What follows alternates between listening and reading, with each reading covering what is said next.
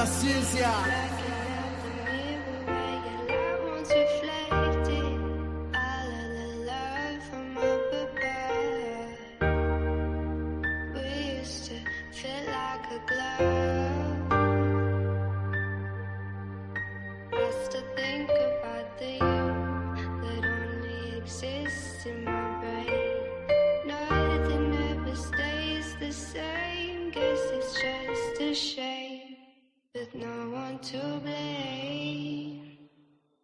Me, myself, and I still pushing forward, I'm ahead like die. Standing on my flow with my head to the sky. Pass on a bitch, young rip, drop dimes. It's been a rough road, gotta look for the signs. I'm married to this music, so I cook for my bride. Flip out like a skateboarder, look how I grind. It took a long time, but I'm right on time. I'm progressing, that's progressive, I got bars like a correction. Still chasing petty cash, that's a mantis. I want extra, I stop searching for my pops. I hold my nuts just like a checkup. I get physical, I'm copping just like Interpol. I play on words like a syllable. To me the world is fading. Hold this L just like a Laker. Like a birthday, my shit caking. It get messy like an apron. I pick out just like some bacon, and I sizzle like it too. Can't forget about you, boo. It feel like we on a loop. Same shit, different day. I don't know what's really true. I get high as I leave hoops. Who gon' give me what I'm owed? Man, I guess nobody knew. And I know that money talks, so what it said is probably true. It's the feeling that I get and the shit I'll probably do to get through or get by. I get fly, cause I'm Jeff Goldblum in my mind. Tell them hoes to fall in line. If you thought I fell off, bitch, I'm back like my spine. Hot as homemade pie. That's the pro rate, ma. I'm a pro, ain't I? Sniff it out like K9s. I'm a thief, it take time to be great. I'm Bayside. I get blue like Kelly Parker. When I'm gone, I left a mark. Tell them fish I'm still a shark. I got will, I will embark on this journey till it's finished. In the midst of all this friction, I got vision on my P's like no limit. Like a mouse, now we clicking. I go out for the spinach, that's business.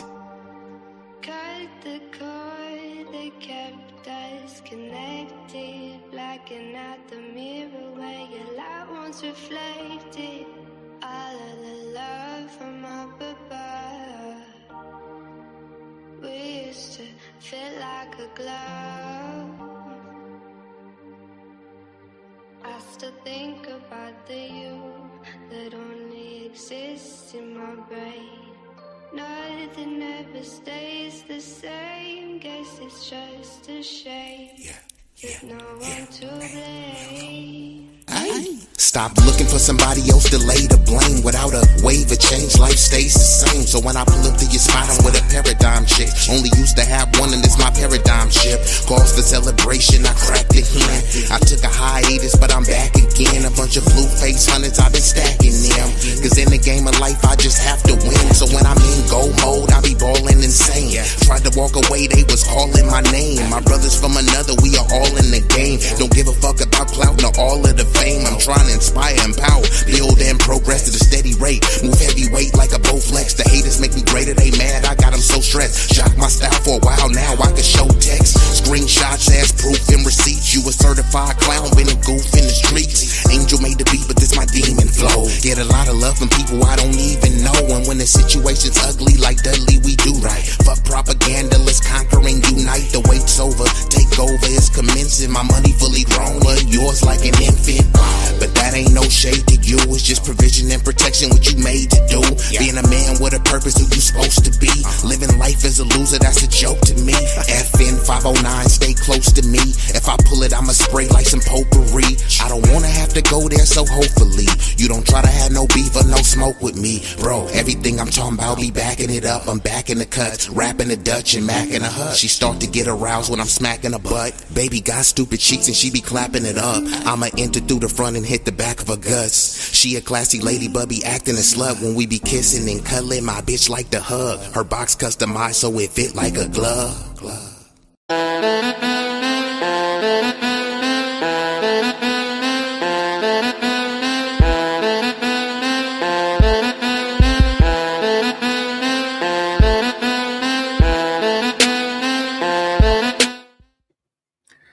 Turn your radios up. Turn your radios up. Y'all know what this is. Y'all know who this is. B-Eazy, that dude, and Impromptu Stream back with another one. This one is gonna be a banger. Most definitely controversial with all of the tumultuous things going on, so it will be a doozy. It's late. I don't like to keep y'all waiting. So before we get this thing started, you know, you know, I gotta hit you. If you know the song, sing along. Yeah, you're right. 私も地元民と言っても自分の世代です。もう友達できたの？うん。ぶったまんまこっち見ない。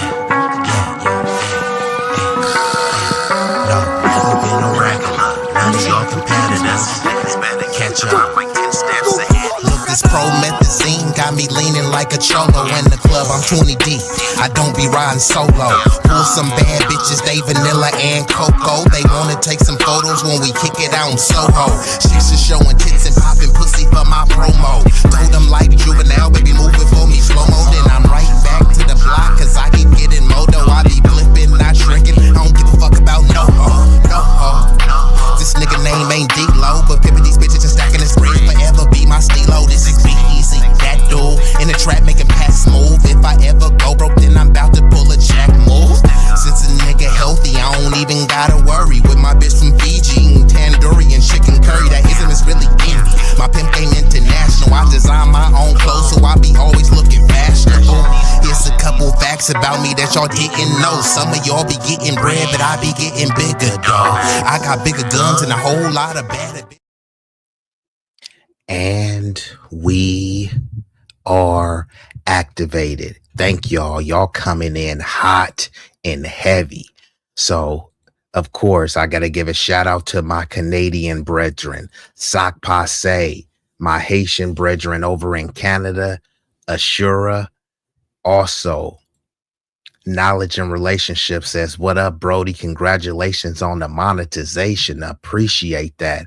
And look, if y'all want to hit your boy with a super chat or a super sticker, feel free. Just know that YouTube, they taking 30% off the top. You know what I mean? So if you send $100, is really, I'm getting like 70 out of it. But hey, I appreciate any contribution, anywhere from $1 to $1 million. You know what I mean? So I appreciate y'all. And it won't cost you a fee. The likes are free. But let's see who else we got in here. Also, we've been joined by the illustrious, the prolific, the prominent, sincere Saida. Also, John Sin Different, what it did it do, aka John Sinatra, one of the illest and the realest. Roger Meadows, he been creeping in the building trying to get his black card back. He this close to getting it back in the building. And also salute to Knowledge and Relationship coming in hot with a generous contribution of $10. And for that, hold on, let me see. Knowledge and Relationships, I gotta hit you. Thank you. Thank you. Thank you. Thank you.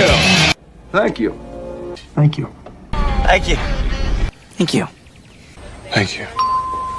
Thank you. Thank you.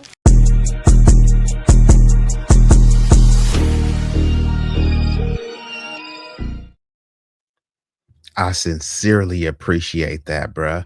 So look, we gonna get right into this thing because I know that it's late, but have y'all been paying attention to the war, Israel and Iran?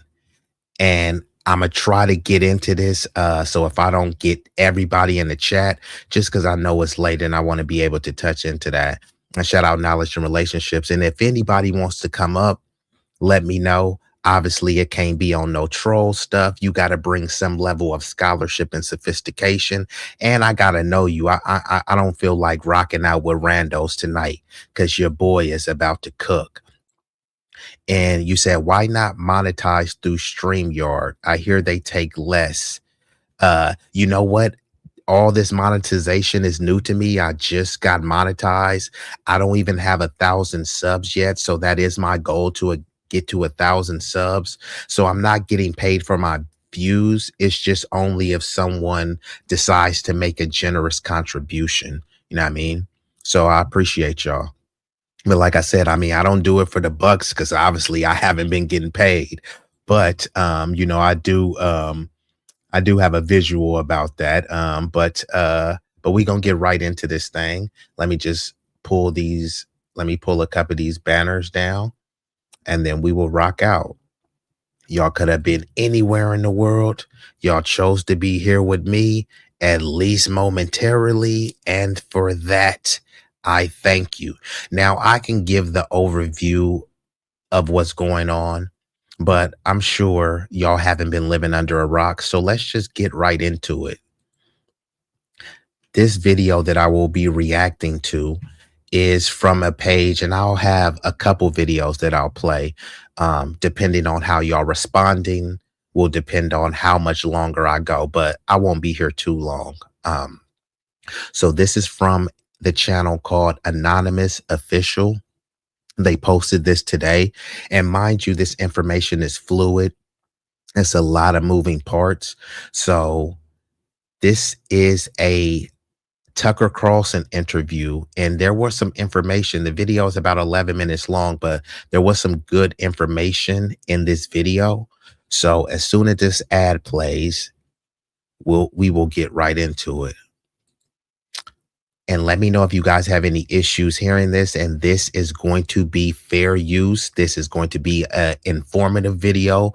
I will have to pause it, rewind it, fast forward to make it transformative to avoid getting a copyright strike and so that I'm not infringing on the content. But I thought that this was a very substantive video. When people are wondering, oh, Trump just bombed a country and in the US just bombed the country and got us in a forever war for nothing. No, it wasn't for nothing. This is just not some stumbling, bumbling idiot here. These are highly sophisticated warmongers who have been planning this for decades, since before many of us have even been alive. So they've been playing the long game, and much of the long game is starting to come into fruition thanks to Trump. Let's just get right into it. And when Wesley Clark said, if you go back to, and when Wesley Clark said, we're going to invade 7 countries in 5 years, what you were talking about were the countries where those central banks were not on board to do programmable money. And their governance structures were not on board with essentially, because of Epstein, I'll call it the Rockefeller Rothschild model. There was an effort to say, okay, we're going to basically assert control of the central banks in those countries. That's my interpretation. And I think one of the reasons we're seeing so much tension around Iran is because Iran right now is the big leakage in the system. How? So, it's not about their nukes? No. So, Iran's central bank counts. One of the reasons it counts is because they're. So notice she is talking about central banking. She says Iran's central banking is more of an issue than their alleged nuclear capacity, which is non-existent, right? It was just months ago that the US and Israel was saying that they completely decimated and demolished any hope of Iran being able to complete a nuclear weapon. They said that they assassinated and slaughtered many of their nuclear scientists.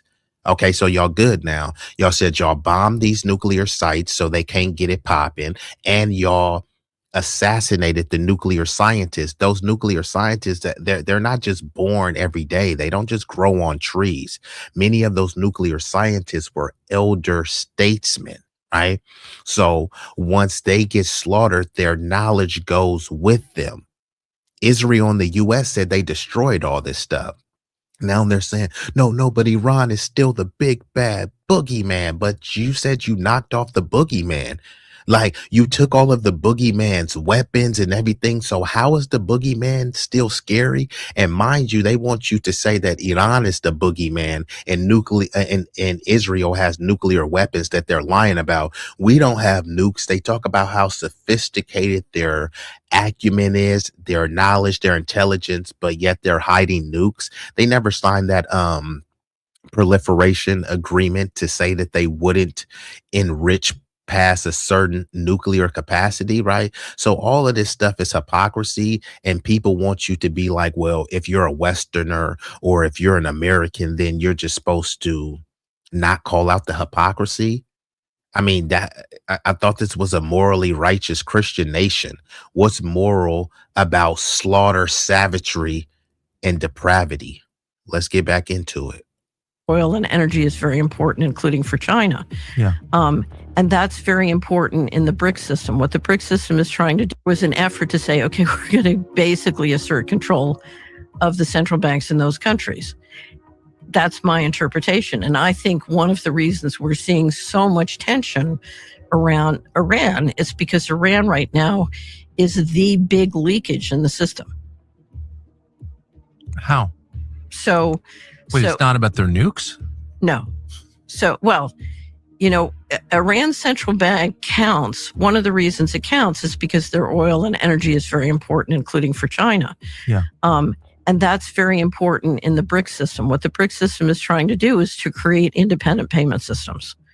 But if you're going to come out with programmable money, with digital IDs that are interoperable globally and programmable money that controls in each jurisdiction centrally, you can't afford leakage. And so you've got way too much leakage in the system to proceed with what they're trying to do. And Iran is, and the BRIC nations are a sticking point. And certainly Iran's oil, you know, feeding China gives China greater independence. So you think that... So, like she said, that will give China greater independence. So this is a proxy war. For one, this is because Israel has put a battery in the back of Trump, and almost all presidents lick the boot of Israelis, right? Or let's just say the Israeli Zionist established order, right? So now they're fighting a proxy war on here. Let's lick the boots on Israel and do their bidding, but also let's weaken China and the BRICS alliance as well. So it gets very messy and much deeper. But are you going to hear this on the lamestream media? Right? I'm not a political analyst or pundit. You know, you shouldn't be finding random YouTube channels that will give you more information than CNN, who they have the infrastructure and the intellectual capacity to give you this information. But since they aren't, why is that? Because this is what they want to happen. Both sides, both parties support it.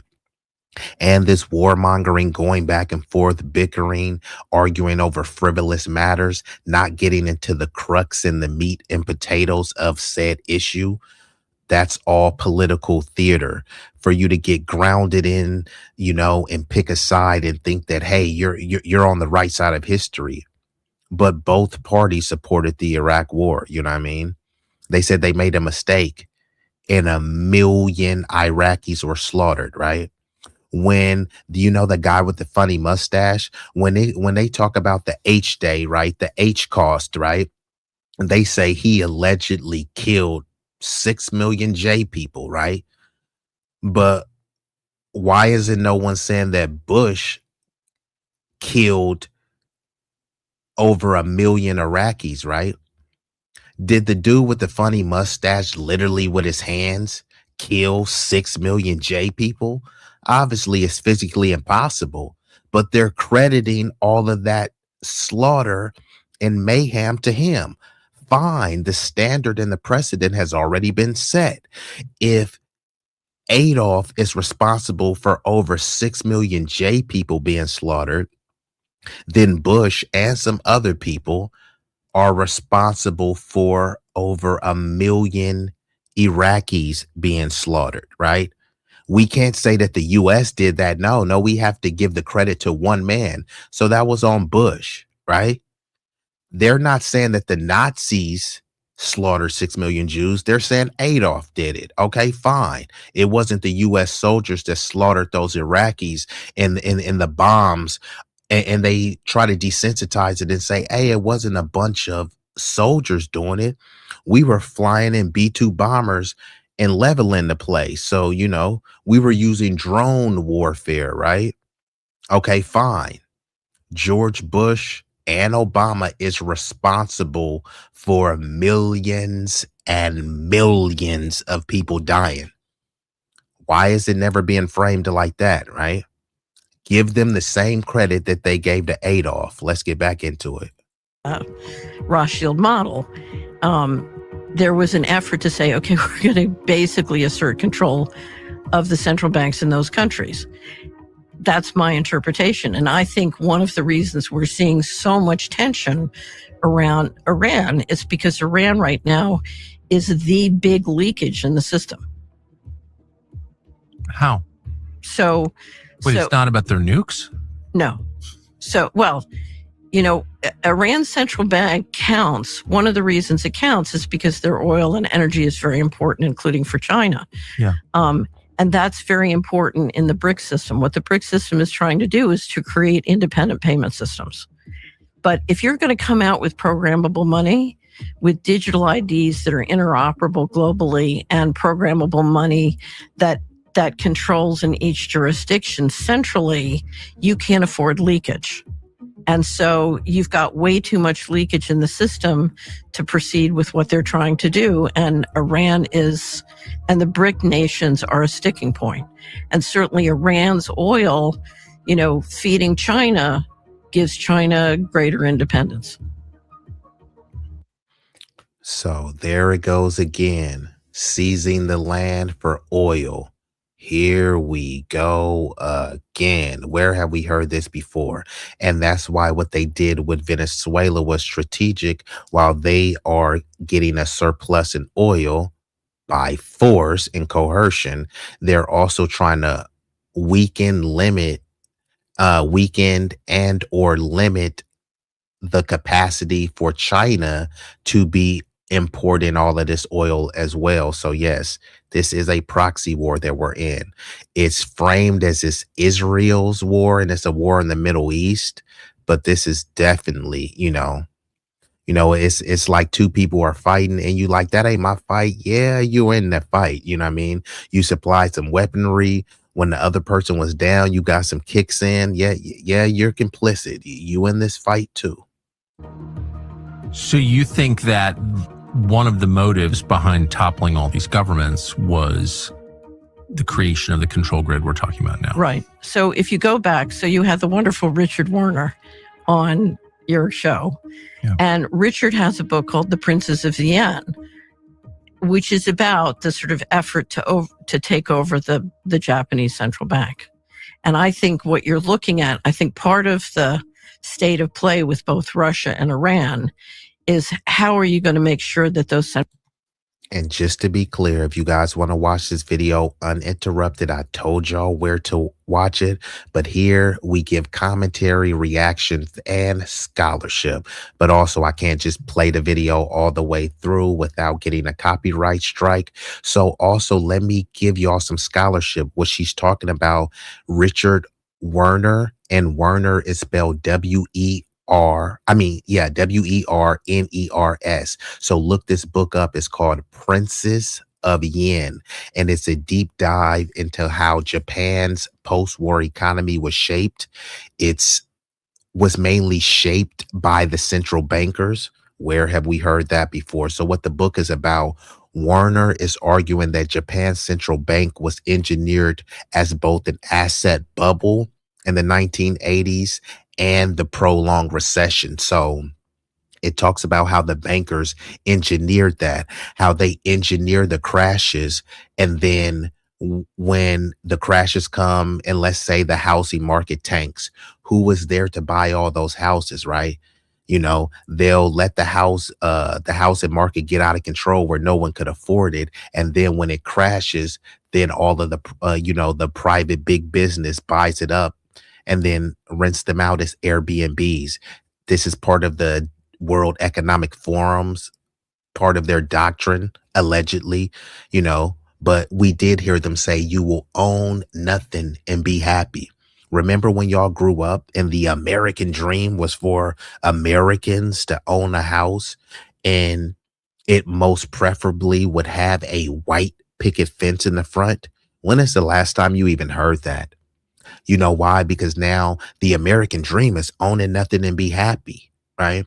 And then they'll always compare. Hey, well, do you want to go to Africa? Do you want to live in the Middle East? They always compare it to some distant land that you're not from. I don't need to compare my situation to Africa or Israel or Iran or Bangladesh, right? I'll compare it to the past history of this country, right? I'll say, look, this is how it was in the past. This is how it should be in the future.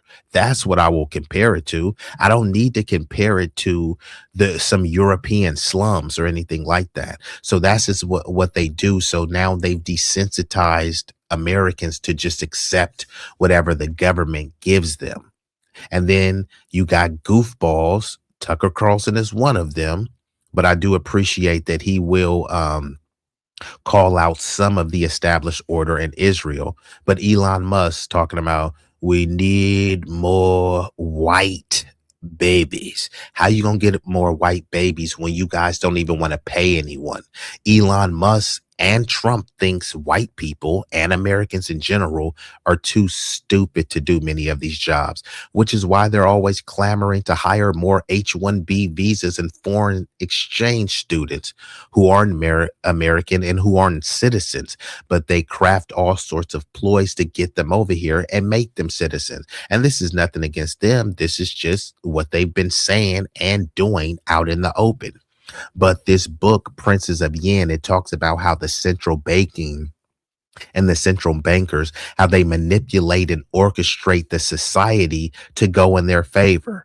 Where have we heard this before? Where have we seen this before?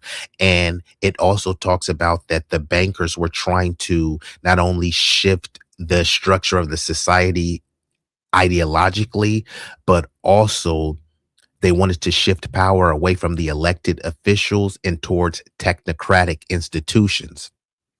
Look up this term as well, techno-feudalism. So in the digital age that we're going into, they've already dominated you through air, sea, and land. They also want to dominate you digitally as well, which they've already done.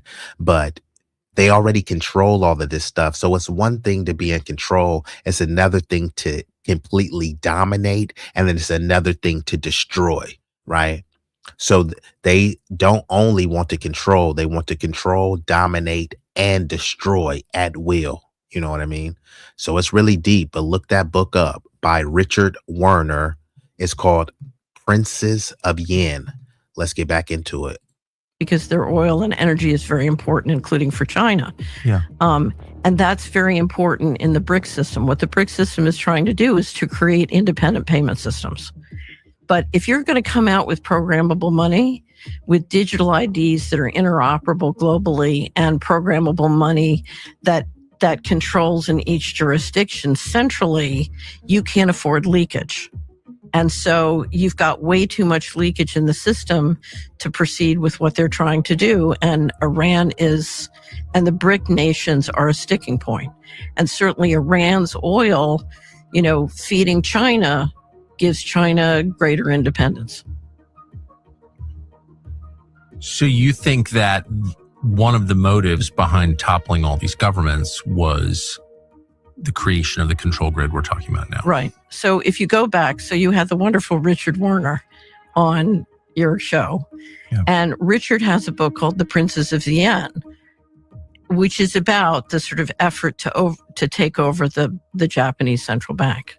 And I think what you're looking at, I think part of the state of play with both Russia and Iran is how are you going to make sure that those central banks are entirely in the system? So, yeah, that was an amazing interview. And he told the story about writing this book on the Japanese central bank.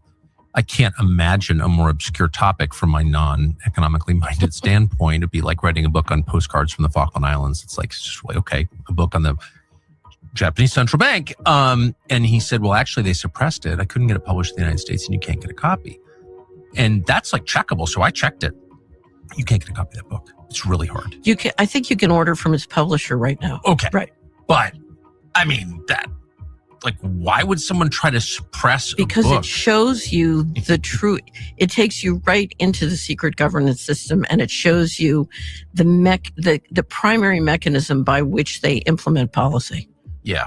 Well, it's always the things you're not allowed to say are probably the important things, right? I mean, whenever they penalize you for having a thought, you're probably on the right track. Well, it's one of the critical train tracks of. There's a saying, and if y'all know the exact saying, y'all can let me know in the chat, but so I'll just paraphrase. But if you want to know who's in control, just look at who you're not allowed to criticize. And I know it makes people uncomfortable when I say things like all slurs matter. And I say that, hey, if you guys want to drop N-bombs and say it's just a word, right? Then every slur is just a word, right? And if we should get over being called the most grotesque, vile slur ever known to man, right? Why shouldn't we be able to say any other slurs? There's one slur that people won't dare to say, and it starts with a K, right? There's a slur says Ike, and then you put a K in front of it.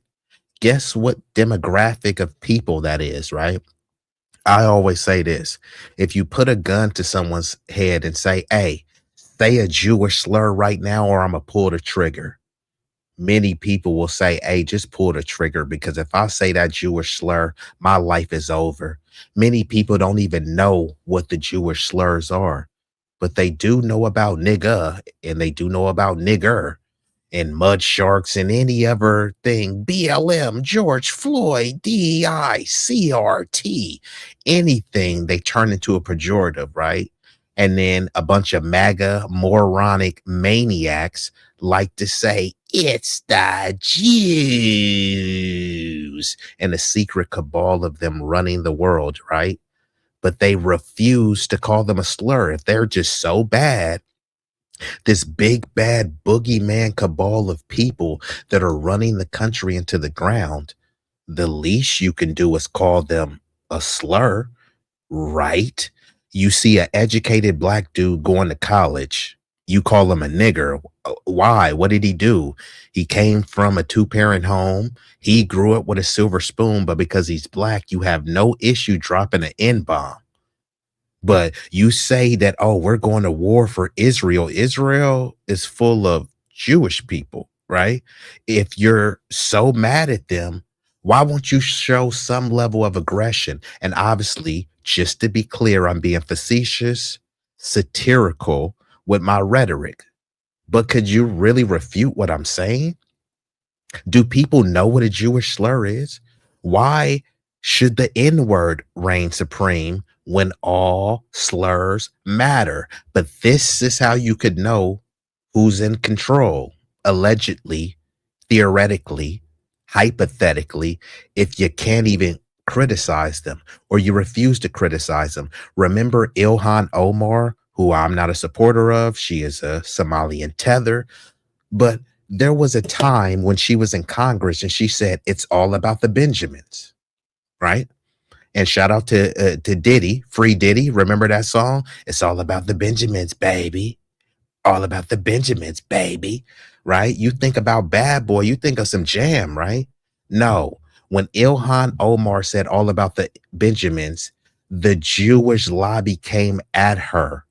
And there were some bootlicks and sambos, some liberal lunatics that came at her and called that anti-Semitic.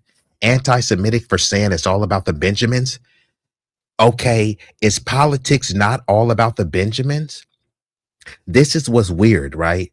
Black people are supposed to get stereotypes called the N-word, saying you love fried chicken and watermelon. Two things that are very delicious. Don't you love fried chicken? I know you do because it's delicious. Watermelon, extremely healthy. Don't you love that too? Right? Okay, fine. We have to deal with that stereotype. Some Jewish people have stereotypes that not only are they good with money, but they love money. What I mean, is that really a bad thing to love money? We have to get over being told that we love fried chicken when everyone loves fried chicken, but fine. We have to get over that. But some Jewish people can't get over being told that they love money. And then you ask them, hey, do you love money? Yeah, I love money. But don't say that I love money because that's anti-Semitic. Hold on, you love money. I say that you love money. And now I'm anti-Semitic. She said it's all about the Benjamin. She didn't say with Jews is all about the Benjamin. She was talking about politics in general. And it is true, which is why Elon Musk donated $200 million to Trump. And then you got the Jewish Zionist people came in with another 200 plus million, right? It is all about the Benjamins. So you see what I'm saying? There's a particular demographic that you literally can't say anything about. One time, I think this was like 2 years ago, Jamie Foxx got on social media and said, they killed Jesus. He didn't say Jews killed Jesus. He said they killed Jesus. They had Jennifer Aniston and other people coming out. Where the hell has Jennifer Aniston been, right? I mean, just ride off into the sunset and collect those Friends residual checks because Jamie Foxx posted and said they killed Jesus. He didn't say Jews. He didn't say Rabbi Shmuley. He didn't say Ben Shapiro. He just said they killed Jesus. A rabid pack of some Jewish people came after him and said, you're anti-Semitic. Kyrie Irving shared a video. He didn't produce the video. It was a video called From Hebrew to Negroes. They said the video was anti-Semitic. He got suspended. They wanted to buck break him and have him donate like a bunch of money to Jewish organizations. Meanwhile, many people in that community are pushing depravity and degeneracy, turning around saying, I got black fatigue. Okay, black fatigue of what? I got black fatigue of seeing women twerking. It's like, bro, you own the media company. Why are you showing that, right? It's just like the people complaining about all these OnlyFans models. Like, bro, why are you even subscribed to them? Why are you whacking off and rubbing one out to an OnlyFans model only to complain about it later? And also, speaking of OnlyFans, what demographic owns that, right? When you look at go look at these XXX sites, whether it be Bang Bros, Cornhub, X Videos, OnlyFans, Cam Soda, Hamster. What demographic owns that, promulgates that? So whose culture is that? Who raised the people that made OnlyFans? Surely it wasn't George Floyd. Definitely wasn't no thuggish dude from Chicago. So again, whose culture is that? But, you know, I went on a tangent, but y'all get my drift. Let's get back into it. You can copy that book. It's really hard. You can. I think you can order from its publisher right now. Okay. Right. But, I mean, why would someone try to suppress because a book? It shows you the true, it takes you right into the secret governance system, and it shows you the primary mechanism by which they implement policy. Yeah. Well, it's always the things you're not allowed to say are probably the important things, right? I mean, whenever they penalize you for having a thought, you're probably on the right track. Well, it's one of the critical train tracks of control. So it's what I call the third rail. So I used to finance transit systems and train systems. So, a lot of these systems have two tracks that the wheels go on, and then they have a third rail that the power line runs on. And you get a train trap that flips over and sucks the energy from the third rail. So a lot of the things that really operate the third rail are very invisible. And for example, in central banking, to talk about tier 1 and tier 2 and tier 3 capital at the BIS and the banks there's nothing more boring. It's designed to absolutely. I just fell asleep in the middle of that sentence. Right. Exactly. Exactly. Yeah, and like he just said, it's designed to be boring, mundane, where you say, man, I ain't got time for this. Let me go look up some drama on YouTube. Let me go rub one out to an OnlyFans model. Let me go play some Fortnite or Call of Duty or Hell Divers or whatever that game is called, right? It's supposed to be boring. There's something called infobesity. Look that up, right? It's basically an overload of information. You get so much information at a rapid pace that it's sometimes too overwhelming to deal with and process, that it exhausts you, so that you're just saying, you know what, give me something more easy. I don't want to think about intricate quantum physics and, plots and ploys, that may very well impact your life. Here, let me just put on a good Netflix show. Here, let me do some Netflix and chill, right? So that's what these things are designed to do. And then you wake up 5, 10 years later and you're like, where are my rights? What rights? Like George Carlin and others said, you have no rights. You have owners. Like the late, great Dr. Neely Fuller said, we are living in an open air prison. Now, it's a nice and luxurious prison, but a prison nonetheless, because you think that you're free. All right. Well, some people love Russian women. Go try to go to Russia right now and say, yeah, I'm gonna just chill in Russia for 2 months. You feel me? I got me a little baddie in Russia. Try to go to Russia for 2 months and then just come back. I mean, what do you think the government is going to do? Do you think they're just going to say, oh, what were you doing in Russia? Oh, we'll just trust you, bro. Go and try to say, hey, look, man, I'm free. I'm a free person from a free country of America, and I support free Palestine. So I'm going to just go over there. Okay, you think you're free to just do that? And if you do go over there, what are you being faced with? What are you up against over there? So how free are you? Freedom isn't free. And if you're not willing to fight to be free, then they already know that they got you by the balls. Let's commence. Right. Is it boring by design? Well, so I used to finance transit systems and train systems. So, a lot of these systems have 2 tracks that the wheels go on, and then they have a third rail that the power line runs on. And you get a trim trap that flips over and sucks the energy from the third rail.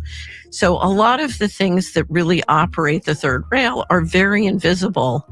And for example, in central banking, to talk about tier 1 and tier 2 and tier 3 capital at the BIS and the banks, there's nothing more boring. It's designed to absolutely. I just fell asleep in the middle of that sentence. Right. Exactly.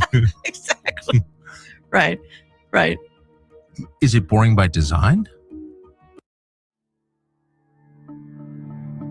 Artificial intelligence is taking the world by storm. The way you're taught to talk about it is boring by design. But it's like the mechanisms of the legal system. If you look at the mechanisms of civil procedure or criminal procedure, it can, and you get into the weeds on it, it can be very boring unless you understand the application, and that can make it very interesting. And thanks for getting that exact quote. If you want to know who controls you, is whom you can't criticize. From Voltaire. Yeah. And what demographic can't you criticize, right? It's funny because these same people will say the black community has an accountability problem. Every day is black people saying black people need to do this, black people ain't doing this, black people ain't shit. It's black people holding black people accountable, along with a bunch of non-black people who don't give a flying fig about the black community, allegedly holding us accountable. So our own community is holding us accountable with people who are constructively criticizing, and it's a bunch of coons who are tap dancing for clicks. But what people are holding their community accountable and calling out their community by name? See, When I hear white people holding their community accountable, they don't hold their community accountable. They'll say it was the Democrats. They make a political argument more so than a racial argument, right? So if some musty, crusty, dusty nigga who happens to be a Crip, if he does a drive-by, instead of making that an individual argument, they'll make it a racial argument. But if a white Democrat pushes a drone strike that slaughters hundreds of thousands of people, somehow, you can't even mention race. Oh, it's just politics. Okay. I mean, and then they also have convinced you that black people are allegedly so violent, right? Have you seen the violence that's ensuing in the Middle East? Whose culture is that? Who raised Bibi Netanyahu? Was Bibi Netanyahu raised in a fatherless home? Right? People will try to psychoanalyze some poor orphan kid from Chicago or some poor kid from Oakland. But where's the psychoanalysis of Bibi Netanyahu, a genocidal whack job? Wasn't he raised with his parents? Two parents, a silver spoon, getting loved and cuddled by his family, and he still turned out to be a genocidal maniac. So who's really more violent? But they've convinced you a dude who got locked up for selling a quarter eighth of weed is violent thug, but Bibi Netanyahu is pulling the trigger, killing tens of thousands of people, mainly women and children and civilians. People are convinced that Bibi Netanyahu is a squeaky clean politician, and the random dude from Oakland who got locked up for selling fentanyl, he's somehow violent. He didn't do no violence. He was selling drugs to a willing fiend who want to buy the drugs. Okay, fine. You do the crime, you do the time. Why isn't Bibi Netanyahu doing the time for his war crimes? Don't worry. I'll wait. But the Capitol, most people don't understand the Capitol's, sort of regulatory system. And yeah, it can get, the way you're taught to talk about it is boring by design. It's like the mechanisms of the legal system. If you look at the mechanisms of civil procedure or criminal procedure, it can, and you get into the weeds on it, it can be very boring unless you understand the application, and that can make it very interesting. But the Capitol, most people don't understand the Capitol's, sort of regulatory system. And yeah, it can get very, very boring. Can you just, for people who haven't seen your previous talk, explain what the control grid is, what it looks like, and what it means? So the control grid is a process or an infrastructure that allows digital technology to be used to assert phenomenal surveillance and control of people. Yes. And at the very heart of it is what I call programmable money. Okay, I'm going to pause this and then I'm going to rewind it back. It's only 5 more minutes left of this, but this is very pivotal. And I always tell people that we're already in a police and a nanny state, but they're just trying to ramp it up a bit tighter. And they typically use they usually use black people as the mascot. They frame, hey, look, we need more cops and more militarized weapon because we have to go after the niggers. You know what I mean? You don't want a bunch of George Floyds running around, right? But let's just really think about what George Floyd did. Let's just say, okay, he allegedly had a counterfeit bill and he was allegedly high. Okay. How many people have walked around a bunch of high people all day and nothing really happened to them? So in order for us to protect you from a big bad meanie like George Floyd, who could be high off fentanyl, we're going to install surveillance cameras everywhere. And then there's a bunch of people that's like, yeah, man, stick it to those niggers. It's like, bro, they're surveilling you too. They ain't just surveilling us. You know what I mean? So all of the tactics that they used on us is a piece of cake to use on you because they're tried and true. They've already been tested effectively on us. The COINTELPRO, that was happening decades ago. They never stopped. It just evolved into a more sophisticated covert system. They don't even have to announce it because you volunteer and self-snitch on most information. You make their job very easy for them. But it just still doesn't stop the surveillance. They're surveilling you with your phone, your social media, those traffic lights. It's not just to catch you running a red light. And then if you do run a red light, that ticket is at least like $400. When the Federal Reserve said 40%, some say 60%, we'll go with the 40% number. They say 40% of Americans, if you are hit with a $400 emergency right now, you wouldn't, you would have to start selling some stuff. There would be some choices to be made, right? So how good are people actually really doing? A lot of people are just getting by paycheck to paycheck, which is why they want to tighten these things up, because the civil unrest is coming. They're actually trying to push people towards that. And, and people will say that this is a conspiracy theory. Maybe it is, maybe it's not. But some people talk about the Great Reset, right? And when the Great Reset happens, do you have a bunker? Mark Zuckerberg does. Elon does. You know what I mean? And they've already like been getting the goodies, giveaways, and guarantees for the government. So they got the crypto market. People like, man, I got a bunch of crypto. The same thing, they can tank the crypto market just like they can do the stock market.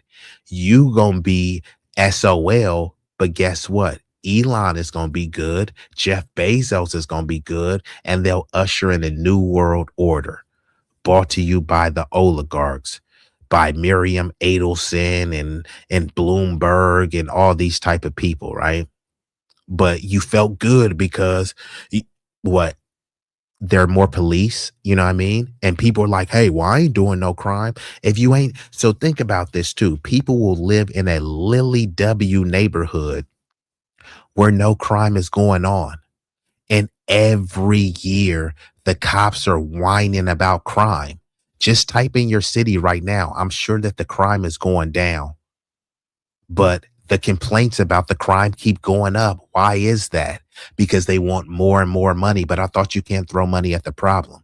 They always say you can't throw money at the problem unless it's the police. Then they're like, please throw money at the problem and keep throwing money at the problem. No, you guys are failing.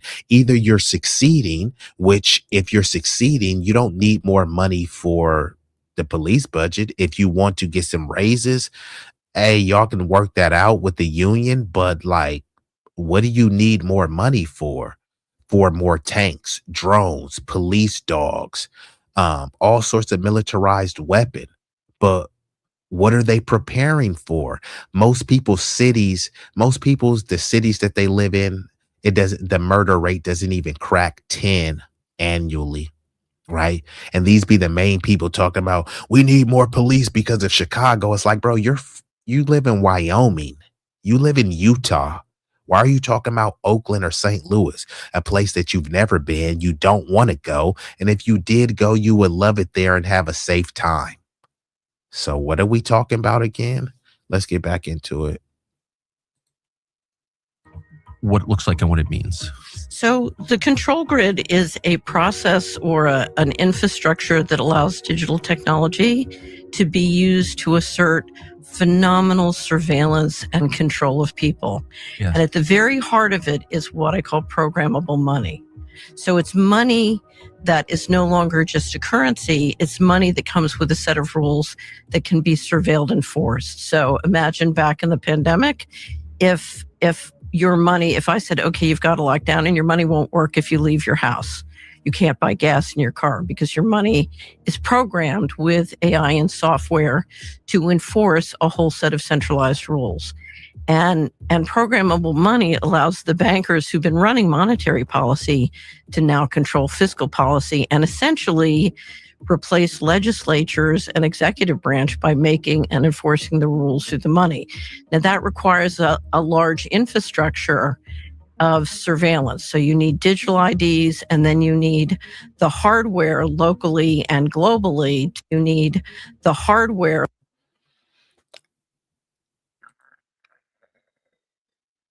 So this is what I want to stop on. Now, do y'all think that all of this stuff is just for traffic stops? Do y'all really think that this is just for people running red lights? And then also, you got to think about this too. Every year they're saying, well, what about Chicago and Oakland, Baltimore, and all this stuff? You think that they don't have this level of surveillance in Baltimore? You think that Oakland doesn't have this level of surveillance? And if they do, why are they always complaining about crime that they are physically watching happening? So if y'all can see where the crime is happening, y'all know the hotbed areas, what are they doing to prevent it? They're not doing anything. They come afterwards and take the report. So are you guys police officers, or are you clerks? Are you secretaries? They got all of this militarized weapons, but they don't care. They want people to shoot it out, and then they come after and take a report. And most of the times they're not even solving the crimes because they don't care. Oh, it was two niggas who shot each other. Oh, well, you know what I mean? You want some donuts? Let's go get some coffee. And I'm not saying this happens all the time, but it happens a significant amount of the time. Because if they were doing so great in crime, which crime is going down, not mainly due to police, mainly just because, people have other avenues to survive, right? A lot of the street money has dried up, so people have went the legal routes. Now, people are still getting money in the informal economy, but yeah, this is not like the early 80s crack era or the 90s. So crime is going down, yet police keep begging with their hands out, saying that they need more money and more surveillance. Is that to stop crime, or is that to surveil you? Look at what Eric Snowden said. Eric Snowden told y'all how bad the government was spying on us. But many times they'll let someone put a black face up there and say that, look, you don't want this big black brutish man terrorizing your neighborhood, right? So then we got to put up more cameras and, have more of a police state. But what has that solved? And every year they talk about how they need more police. I'm like, I thought you guys had it covered. You're not stopping crime. Now that requires a large infrastructure with a set of rules that can be surveilled and enforced. So imagine back in the pandemic, if your money, if I said, okay, you've got to lock down and your money won't work if you leave your house. You can't buy gas in your... Great question, Charles. That book was by Richard Werner, and Werner is spelled Werner, and it's called The Princes, like the Prince of Persia. This one is called The Princes of Yen, Yen. So check that out. Richard Werner, The Princes of Yen. And apparently that book was banned. So any book that's banned, it's probably a book that you want to read. So yeah, look that up. You may have to go on the dark web or look on some pirated sites. I don't know if they have it on Amazon, but I'm sure you can find it online. Car, because your money is programmed with AI and software to enforce a whole programmable money. So it's money that is no longer just a currency. It's money that comes with a set of rules that can be surveilled and enforced. So imagine back in the pandemic, if your money, if I said, okay, you've got to lock down and your money won't work if you leave your house. You can't buy gas in your car because your money is programmed with AI and software to enforce a whole set of centralized rules. And programmable money allows the bankers who've been running monetary policy to now control fiscal policy and essentially replace legislatures and executive branch by making and enforcing the rules through the money. Now that requires a large infrastructure of surveillance. So you need digital IDs, and then you need the hardware locally and globally to do the surveillance and implementation. So for example, if you look at the local hardware, and now people are seeing it, now that it's material, they're beginning to see it snap into place.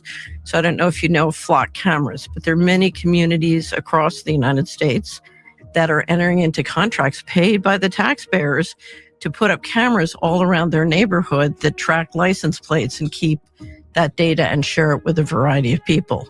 Or you have the FCC is trying to overrule local controls on cell towers, so they can literally put cell towers every 400 to 700 feet so that they can have the kind of invasive surveillance you need. Or you have satellites now that can.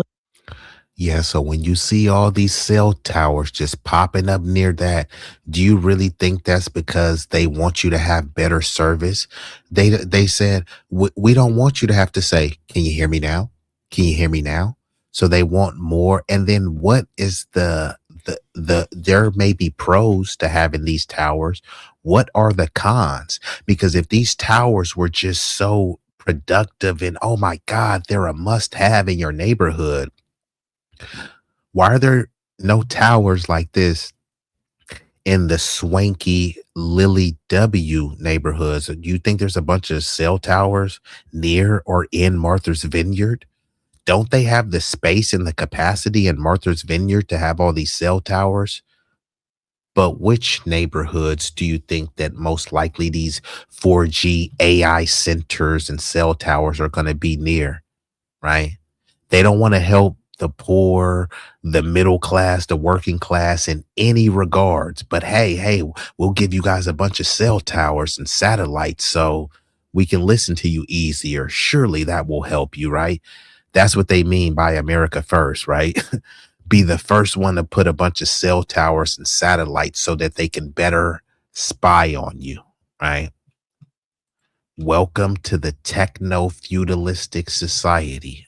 Literally beam and Wi-Fi so that whether you have Wi-Fi in your home or not, they can start to track you. Infrastructure of surveillance. So you need digital IDs, and then you need the hardware locally and globally to do the surveillance and implementation. So for example, if you look at the local hardware, and now people are seeing it, now that it's material, they're beginning to see it snap into place. So I don't know if you know flock cameras, but there are many communities across the United States that are entering into contracts paid by the taxpayers to put up cameras all around their neighborhood that track license plates and keep that data and share it with a variety of people. Or you have the FCC is trying to overrule local controls on cell towers, so they can literally put cell towers every 400 to 700 feet so that they can have the kind of invasive surveillance you need. Or you have satellites now that can literally beam in Wi-Fi so that whether you have Wi-Fi in your home or not, they can start to track you. And all those systems put you in what I call the panopticon. So did y'all hear that? Whether you have Wi-Fi in your house or not, they can track you. And some people be like, oh yeah, man, I know, or they can be and do that. So why are you so desensitized to that, right? People will be more worried about, some black dude hundreds of miles away. It's like, bro, there's no thug that looks like George Floyd that's running Palantir, right? There's no thug from Baltimore that's running Starlink, right? Who are the people that are spying on you? See, people will talk about Oakland and St. Louis, bro. You're not from there and you don't plan on going there. But meanwhile, these people could go to Dubai and track you. They can go to Pakistan and track you.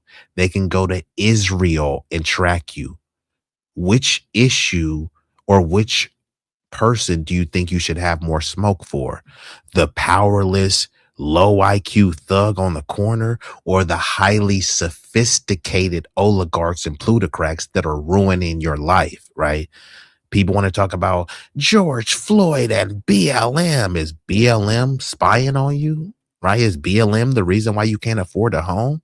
Is George Floyd the reason why you don't have health care? I mean, you gotta wake up, people. Let's get back into it. And like she's saying, you don't even have to have Wi-Fi for them to be able to track you, because they put the cell tower there. They can track you just from your cell. And on top of that, they got the satellites where the satellites study people's gait pattern, how they walk and stuff. So, they can track and say, yeah, based on, this probability, yeah, we know you walk with a little bit of limp, or you had a foot surgery, so it's getting ugly. All the stuff you seen on the movies, and shout out to Tutney's FBA all day.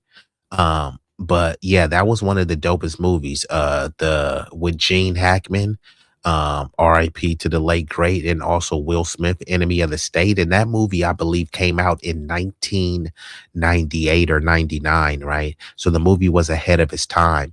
But there's been most movies, and this is how they do it. They desensitize you with movies, so you think that, bro, it's just a movie. It's not serious. Where do you think they came up with the idea from the movie? It's a depiction of something that's currently happening, already happened, or will happen in the future, or it's already happened in a different part of the world. It's just you may not be privy to that information. But now, before, people would like kind of stand up to this stuff, but now they have weapons of mass distraction to keep you distracted, inebriated, and inundated with chicanery and things that don't really serve a purpose in your life, so that you won't be able to challenge the established order, right? It's more of us than them. Yes, they have the wealth and resources, but we have the greatest resource, which is a human resource. But because, all they got to do is show an old fight video of a black dude, I mean, bring up Arena Zaruska or something like that, and then suddenly, like, you're willing to crash out over an alliance, uh, um, because they did some sort of rage bait and race bait. It's funny, the same people that call people race baiters, as soon as they get race baited, they start chimping out. Ironically, right? That's the terminology they like to use for us. You're chimping out. Is like, bro, you actually look more like a monkey than me, and you're low impulse control. You're acting like a monkey, jumping out of your body, etc. Right? All over me calling you out on your BS. You know what I mean? But and then they say, why can't we come together? Because you keep calling people to look like me niggers, right? I'm not gonna come together with someone that's saying, we need to unite to stop the war. You agree with me, right, nigger? Like, I mean, was the N bomb necessary? For many, it is. And then they just act confused as to why they can't unite the country, i.e., Nick Fuentes, right? He'll say some good stuff and then he'll call us niggers and then just say, oh, yeah, if the black people wake up to what? Be desensitized to you calling us slurs and epithets. You know what I mean? So that's kind of where we're at with the society. Unfortunately, you know what I mean, people let their petty, petulant differences prevent them from coming together. They're getting puppeteered by the plutocrats and the oligarchs. And this is society at large, not one particular demographic. But see, and I'm being facetious, right, and satirical, but when it comes to the blacks, many buy into the stereotype. We're low IQ, savage, thuggish monkeys with no power, no wealth or infrastructure. Fine. Then that means surely we're not to blame, right? We're too stupid, like Gavin Newsom and other people would say, right? Then on top of that, we have no power. So that would mean there's someone else to blame. That would be the powerful, not the powerless. You said we were low IQ, so that would mean the high IQs are to blame. And then you got to point which demographics are the high IQs. And then those are the people who we need to be scrutinizing, right? If you're looking at a team that's playing in the NFL championship for a Super Bowl and that team loses, who would you blame? You would probably blame the owner. You would probably blame the quarterback and the players that are on the field. You wouldn't blame the water boy. You wouldn't blame the cheerleaders, you know. You wouldn't blame the people who are moving the chains, right? But that's what they try to do to black people. You guys are at the bottom of society. Okay, cool. So that means you really can't blame us for all of this stuff falling apart. We're not in the driver's seat. We're actually in the trunk. And the person in the driver's seat crashes the car, and then you say, blame those niggers in the trunk. Huh? Okay, let's get back into it. The FCC is trying to overrule local controls on cell towers, so they can literally put cell towers every 400 to 700 feet so that they can have the kind of invasive surveillance you need. Or you have satellites now that can literally beam in Wi-Fi so that Yikes. Are you kidding me? I want that book even more now. If somebody could get me that book, The Princes of Yin by Richard Werner, I ain't paying 674 for that, man. Hell to the no. And if y'all plan on buying that book, just send me the 674 instead. you have Wi-Fi in your home or not, they can start to track you. And all those systems put you in what I call the panopticon. So we saw in the Middle East with the first war with Iran, we saw 11 leaders out of 12 sort of top leaders in science and government assassinated because they're literally tracking everyone, and they can identify them and track them. And then you have invisible weaponry that can then take them out, or, can identify missile strikes. So let me ask you about, so you're talking about the 12-day war against Iran in June of 2025. Correct. We were led to believe, just as newspaper readers or news consumers, that those 11 Iranian officials were targeted with human intelligence, that Israel had spies inside of Iran, but you're saying that was done digitally. I would assume that that's probably true, because you always want to get human confirmation of what the systems are telling you. It's always better if you have both. But we are now moving into building out the kind of surveillance systems that can literally track, identify, and integrate with not only our existing weaponry, but ultimately autonomous weaponry. You're not going to believe what happened. Tell me everything. I'll show you on Monday.com. So I started the biggest. So anyway, so let me step back. You've got three parts to the control grid. One is the local hardware. So, like she said, the autonomous weapons. What is an autonomous weapon? A robot dog, a drone, all sorts of other robotic warfare. Who do you think they're going to try those on first? They're going to be tried on domestic people. They're going to go to a black community and push the what about Chicago and Oakland and St. Louis rhetoric. Then once they perfect using the robot dogs, which they've already used on a brother who was, went on a deranged spree and, he shot some cops. And they said, hey, we're going to send in this robot dog, to get him up out of here. Right. And people were like, hey, well, he deserved it. Why didn't he comply? But all they were really doing was saying, okay, cool. What are the kinks and the imperfections and flaws that we can use to make this robot dog a more efficient killing machine? So imagine you got to fight off hella iRobots, and then they send in the infantry, but then they may never even send one in because they send in a bunch of robot dogs. Okay, he got through that. Then they send in some drones. Okay, he got through that. Then they can just pelt you with a bunch of chemical. They can hit you with rubber bullets and then throw in those smoke grenades, flash bangs. So they have a lot of options to hit you with. But like this woman is talking about, they are pushing towards more autonomous warfare, where all that they're doing are pushing a button and remote controlling all of the destruction. And they say this makes them safer because they don't really got to get their hands dirty. They just pushing a button. They don't get their hands dirty, but you get slaughtered in the process. So who is this good for? How is that good? It's good because they're going to stop crime. And then, okay, cool. Like, are you saying that they're that incompetent? They're so weak at their job that they can't stop crime without robots and drones? What are they training for, right? They get a lot of time in at the range, but yet they're trained to, not shoot to stop, but to shoot to kill. Okay, well, just say that, you know what I mean? You guys are training to be John Wick, right? They're not training to de-escalate. As soon as they pull out their gun, any little thing could get them to say that they fear for their life, right? If you're scared, go to church. And them getting more militarized weapons just proves that they're scared. They got shields, bulletproof tanks. Like, how much more stuff do they need?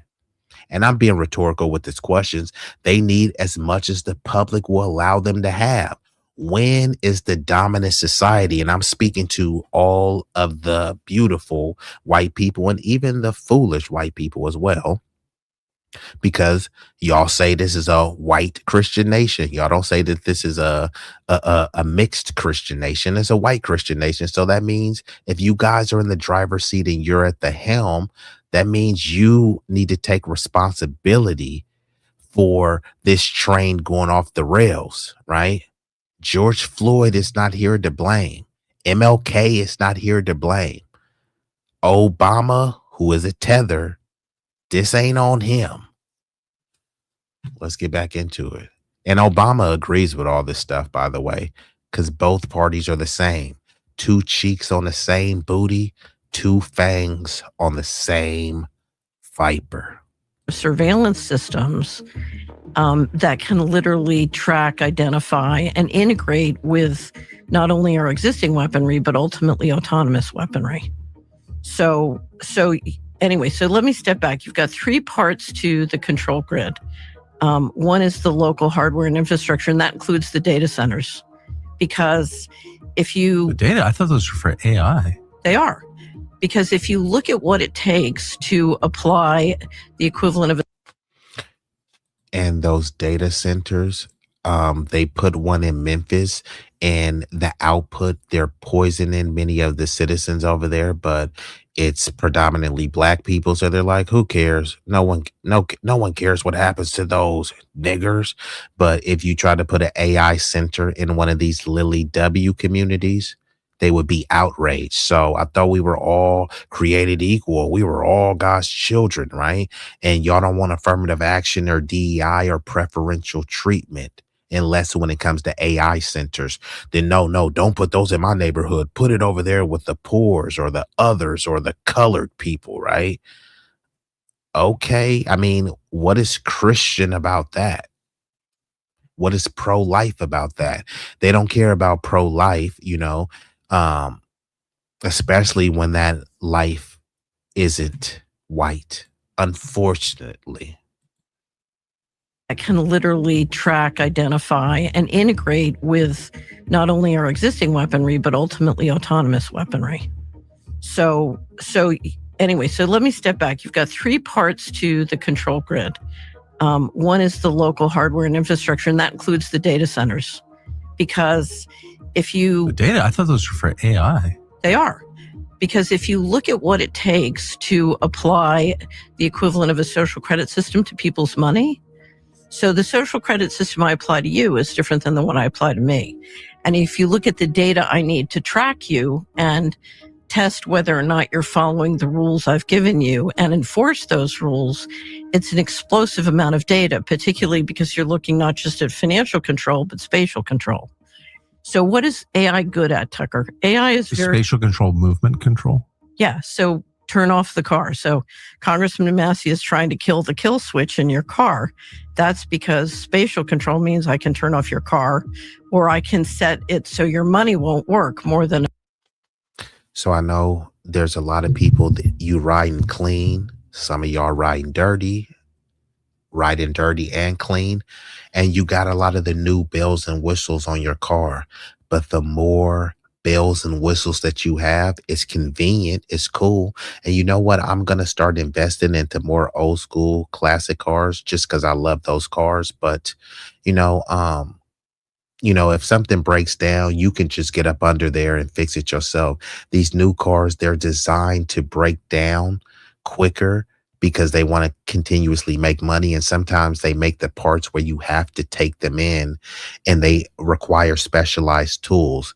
Many of them have all sorts of electronic components and gadgets that these people have access to that they can digitally alter or hack. And like this woman is saying here, when you have a kill switch, right, you think that that kill switch is just for you, right? If someone tries to steal my car, there's a kill switch that won't allow them to get far. But if you know, forbid, that this happens to you, but if you're in a situation where you need to get away from a tyrannical enforcement body, they can turn your car off at any time. Pull over the car. Remember, they used to say, pull over to the right, please. Nah, they'll pull you over. They could. I'm not saying that they will, but I'm saying they could. They already have these things that they kind of could shoot into your car where it can fry your electronics, either or at least glitch or disable them. These are things that you've seen in movies decades ago. Remember that movie RoboCop? How old is that movie RoboCop? So if they thought about a RoboCop then, you think they haven't created a better version of the theatrical RoboCop that they made in the 80s? So it's like, people got to wake up and, stop looking at the petty stuff, you know what I mean? And mind you, none of this is being run by some low IQ, low impulse thug. So who really is the threat to your freedom and safety? You don't live in a bad neighborhood. You have no threat to get robbed. Your car's not going to get jacked or anything like that. But you are being surveilled, you know. And what type of future is going to be left for your kids? Many of you can't afford a home, but you think your kid is going to be able to afford one? Elon Musk will be able to. Jeff Bezos' kids will be able to. Mark Zuckerberg's kids will be able to. Barron Trump will be able to. And meanwhile, 20 years later, people will still be talking about BLM burned down cities. I'm like, bro, do you own a home yet? No, but you're still talking about George Floyd. Okay. Hope that works out for you. A mile from your home or a 15-minute city. So you're not allowed to leave your 15-minute city, and your transportation and your money won't work outside of that area. So let me step back. So what is following the rules I've given you and enforce those rules? It's an explosive amount of data, particularly because you're looking not just at financial control, but spatial control. So what is AI good at, Tucker? AI is spatial control, movement control. Yeah. So turn off the car. So Congressman Massey is trying to kill the kill switch in your car. That's because spatial control means I can turn off your car, or I can set it so your money won't work more than a mile from your home or a 15-minute city. So you're not allowed to leave your 15-minute city, and your transportation and your money won't work outside of that area. So let me step back. So what is AI good at? AI is very good at tracking things that can be expressed mathematically. And financial transactions and spatial movement can be expressed mathematically. And so what the AI centers are for primarily is to build that digital control grid and to manage that data. So, and now it can be used for many other purposes too. So it's not just going to be used for control. But to me, that's the primary purpose. And that, if you look at the cameras, if you look at the cell towers, if you look at the satellites, and then the AI, the data centers, those are all component pieces of the local hardware.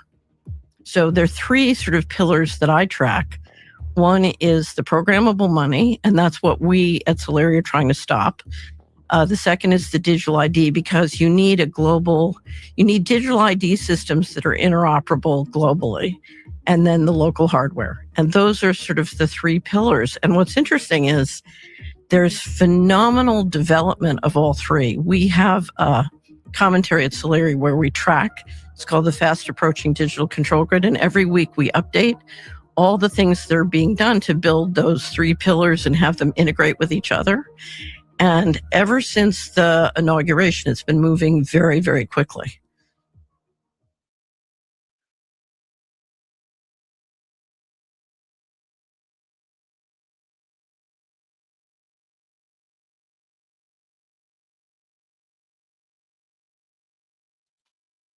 Okay, so I'm going to go ahead and pull this one down and get ready to pull up another video. I thought that was a a good video. You won't hear that on the lamestream media. And actually, we are going to play a video from the lamestream media and see the difference in the coverage. Okay. So this one is actually going to be from MS Now, formerly known as MSNBC. But I'm playing this from, there's a channel where the dude just goes and clips up uh, these panel discussions and interviews. And this dude's name is Robert Davis. So salute to him, because I don't know if I could stomach listening to these people, the full video. So let me just pull this video up right now. So this is on Robert Davis's channel. And it's titled MS Now Panel Goes Off the Rails as MAGA Republican Defends Trump's Latest War. So we're going to get into this, and let's see what the lamestream media's coverage looks like. On strikes. Then on Tuesday, the Trump administration is scheduled to brief the rest of the House and Senate. That comes as Congressman Ro Khanna and Thomas Massie are making a bipartisan push for a vote on their war powers bill this week. But most Republicans, including our next guest, have welcomed Trump's strikes on Iran with or without that vote. Congresswoman Anna Paulina Luna of Florida joins us now. She is an Air Force veteran and serves on the Oversight and Foreign Affairs Committees. Congressman, thank you so much for joining us this evening. I just want to start by saying I think we all agree. I'm surprised with this lady. I don't know. You know how they say it's giving? I don't know. Is it giving Congress person to you or something else? Let's see. Pretty much everyone around the world, except for maybe a few, agree that it is a good thing that Ayatollah Khamenei is no longer in power. The real question is, why should the American people have confidence?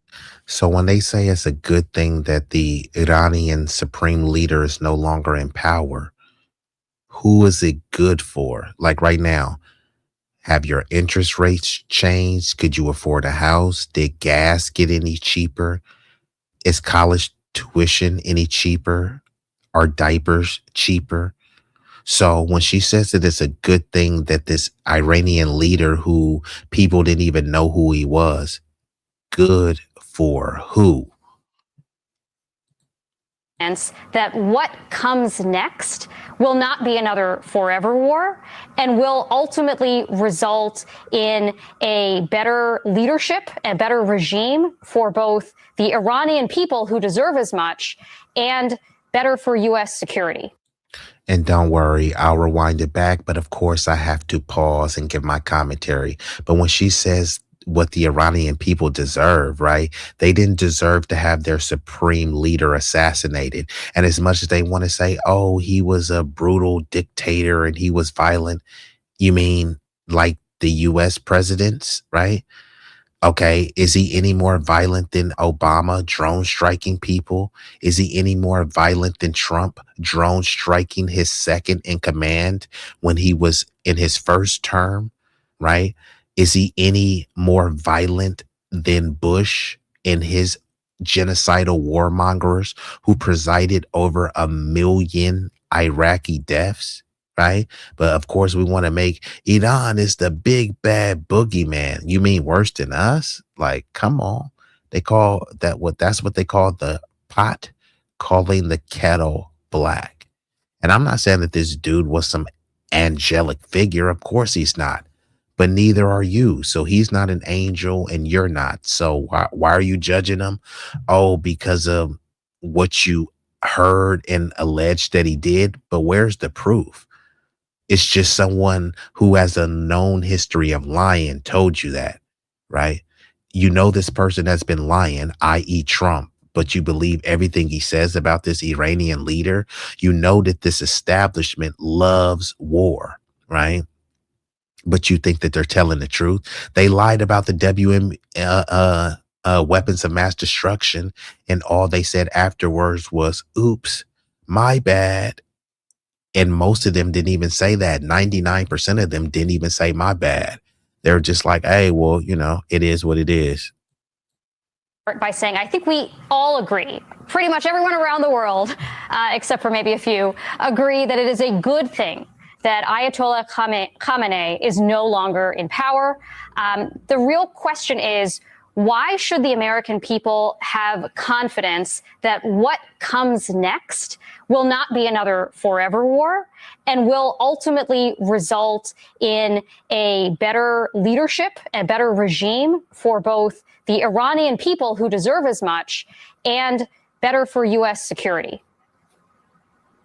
Well, first of all, I want to clarify for the American people and make it very clear that after speaking to the White House, after speaking directly to the Secretary of State, that it is not the intent or the position or the directive of this administration to put boots on the ground in Iran. The result of these strikes were due to intelligence that was picked up on two fronts. One, in the southern belt of Iran, there was actually direct threat aimed at our strategic locations over there for our service members. And this is why it was idiotic for her to say, oh, well, we're not trying to put boots on the ground. Whether you put boots on the ground or not, the U.S. is already involved. There's multiple, the U.S. has over 750 military bases across the globe, right? And they have many of them in the Middle East. So there's already boots on the ground. So those people are sitting ducks. And unfortunately, they hang many U.S. citizens out to dry and put them. There's not people like, do you think Trump's kids are going to join the military? Do you think Mark Zuckerberg's kids are going to join the military? Do you think Elon Musk's kid are going to join the military? So they love to have these people. And this is why they don't want to change the conditions in the inner city or the urban area, because they rely on those kids being disenfranchised, desolate, and destitute. And they can say, join the army, son. And what, right? Many of those army people are getting between 30K to 50K to go out there and risk their life. Meanwhile, and shout out to Jason Black, he talked about how mercenary people who they framed as security directors, you working for like, I think is it Blackwater for Eric Prince? Those mercenaries are getting like 100 to 200K to run out and be rogue mercenaries like Frank Castle or something like that. Meanwhile, the people who are marching and yes, sir, yes, sir, sir, yes, sir. You know what I mean? Doing all of these salutes, those people are barely making.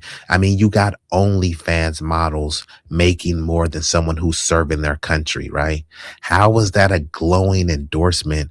Well, you're fighting for something bigger than you, right? Okay. Nah, I want to be comfortable like those politicians. I want to be comfortable like Pete Buttigieg and Cory Booker, right? Do you think, you know, I know Pete Buttigieg, he adopted a kid. When that kid grows older, you think he's going to push that kid to fight in the military? No. So as much as all these people say, oh, we need this war. Okay, fine. How about you go fight in those wars then? They don't want to fight it. And this is another reason why they want to flood the country with immigrants, but mainly want many of them coming here illegally so they can be in this limbo status of undocumented illegal alien status. And they can say, hey, well, you know what? You know, we can send you back, or I do have a proposition for you. If you want expedited citizenship, hey, just go fight in our forever wars. You know, if you die, then they gonna say, hey, niggas die every day, B. And if you don't die, then they're like, oh, okay, cool. You've proven to be a model minority. You know what I mean? So instead of 50K, we'll give you a no interest VA loan to get a house. And you still may not be a citizen, but they're like, who cares if you're a citizen?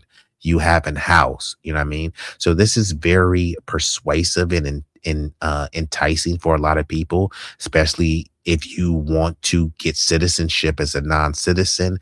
And if you're poor and you're like, look, I don't really have an outlet. What they say, you either slinging crack rock or you got a wicked jump shot, or join the army, bucko. Let's get back into it. speaking to the White House, after speaking directly to the Secretary of State, that it is not the intent or the position or the directive of this administration to put boots on the ground in Iran. The result of the strikes were due to intelligence that was picked up on two fronts. One, in the southern belt of Iran, there was actually direct threat aimed at our strategic locations over there for our service members, as well as the negotiations not being done in good faith in regards to Steve Witkoff and Jared Kushner regarding ending the nuclear enrichment program, which the president and Congress have both been in alliance with, ensuring that Iran cannot have nuclear weapons. And so the U.S. government had actually offered permanent nuclear fuel so that they could have clean energy.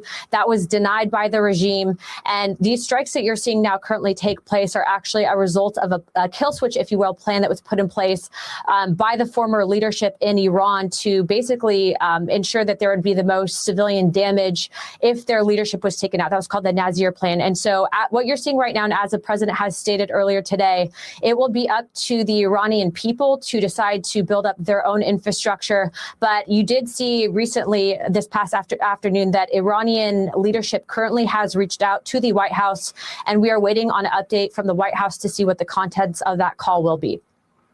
Congresswoman, can I ask you, what is the legal basis that you understand this president has to launch this war? Well, his Article 2 authorities actually give him the powers to protect our troops, our citizens, if imminent threat is basically we are facing it as a country. What I will also state, though, is that the Iranian regime. So these are the word games that they like to play. What imminent threat was Iran posing to you, right? They want you to think that Iran is a more imminent threat than Peter Thiel and Palantir surveilling on you. There wasn't the supreme leader Ayatollah spying on you. Then people will say it's a degenerate society and OnlyFans and all that stuff. You think the Iranian people are running the OnlyFans site and pushing all this depraved, debaucherous Cornhub videos? You think that's the Iranian Middle East people doing that? Do you think it was the Iranian government who opened the border and flooded it with millions and millions of people? That wasn't Iran, right? All the people saying America first. You know how we'll show that we're American first? We'll bomb Iran. Huh? People are talking about health care. People are saying the gas is too expensive. People saying they can't afford to put their kids through college. But somehow bombing Iran for Israel will help Americans? Okay. Keep telling yourself that. Let's get back into it. To see what the contents of that call will be. Congresswoman, can I ask you, what is the legal basis that you understand this president has to launch this war?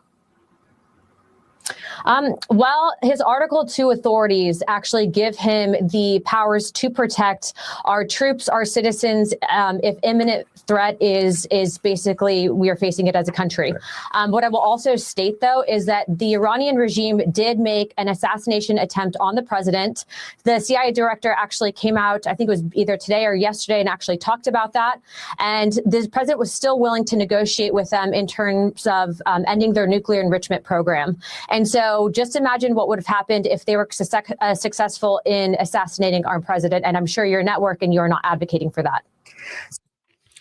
So they're over there saying that Iran is the bully, but they told Iran, you better not have no nuclear weapons. And they said, fine, we won't have any ones. And nuclear has nuclear weapons. I mean, Israel has nuclear weapons that they're lying about, right? Who really sounds like the bully? The one who said, I don't have any nuclear weapons and I won't have one. And the one that does have weapons that everyone knows, but they're lying about. Not only that, how dangerous could Iran be? Why is the U.S. government and its cronies and buck-broken bozos keep lying?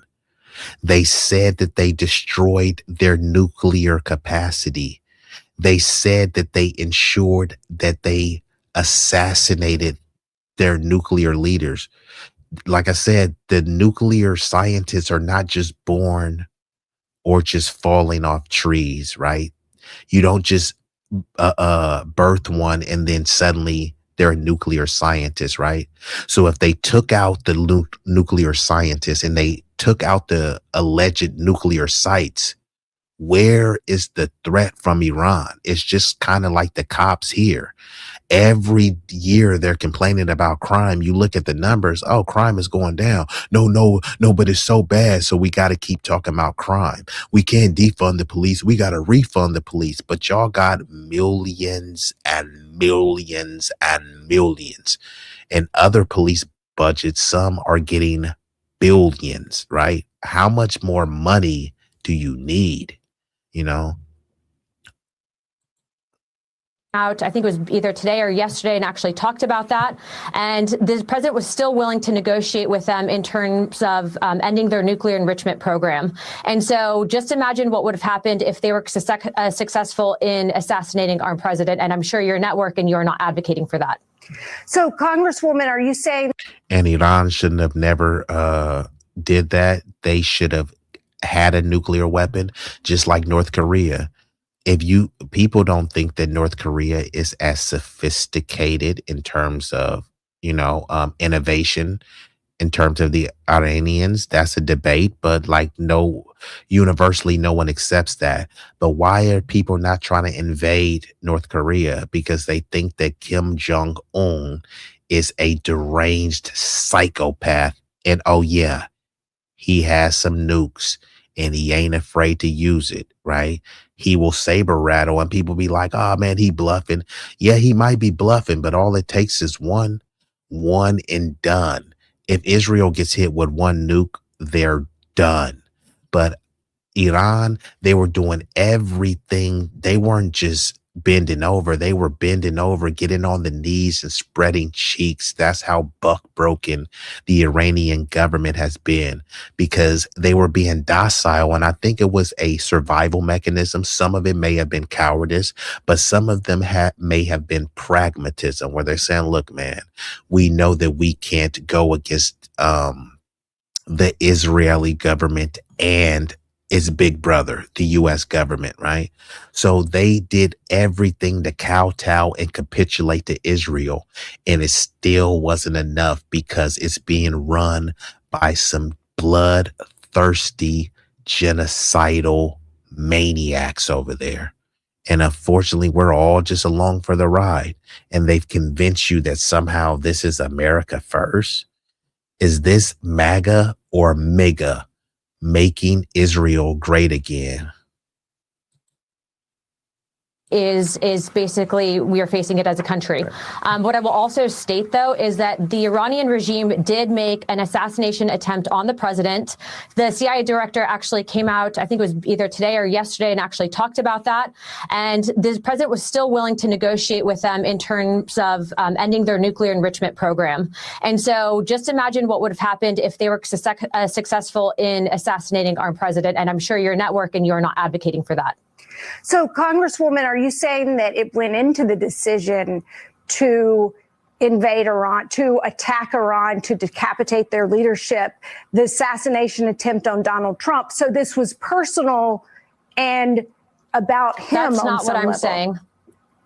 Okay. No, that is not what I'm saying. But I am answering the question that he posed as what authorities is he given? That's the Article 2 authority if there is direct threat against our service members or our citizens, which, as I outlined earlier, the southern portion of Iran in that belt region actually had imminent threat with their short-range missiles to our base, in addition to their nuclear enrichment program, of which they were not negotiating in good faith. So it's multifaceted.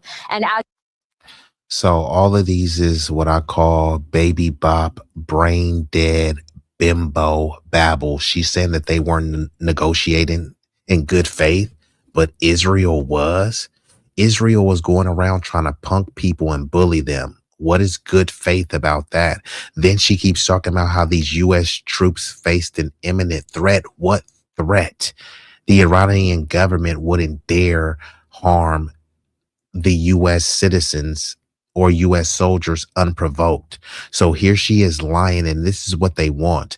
They hit the Iran, and then if they don't, then they say, look, your leadership is too feckless and pathetic, and then it becomes a mutiny inside of Iran and Tehran, or the Iranian government say, okay, you want to play rough, right? And then they start dropping these cluster bombs and things like that.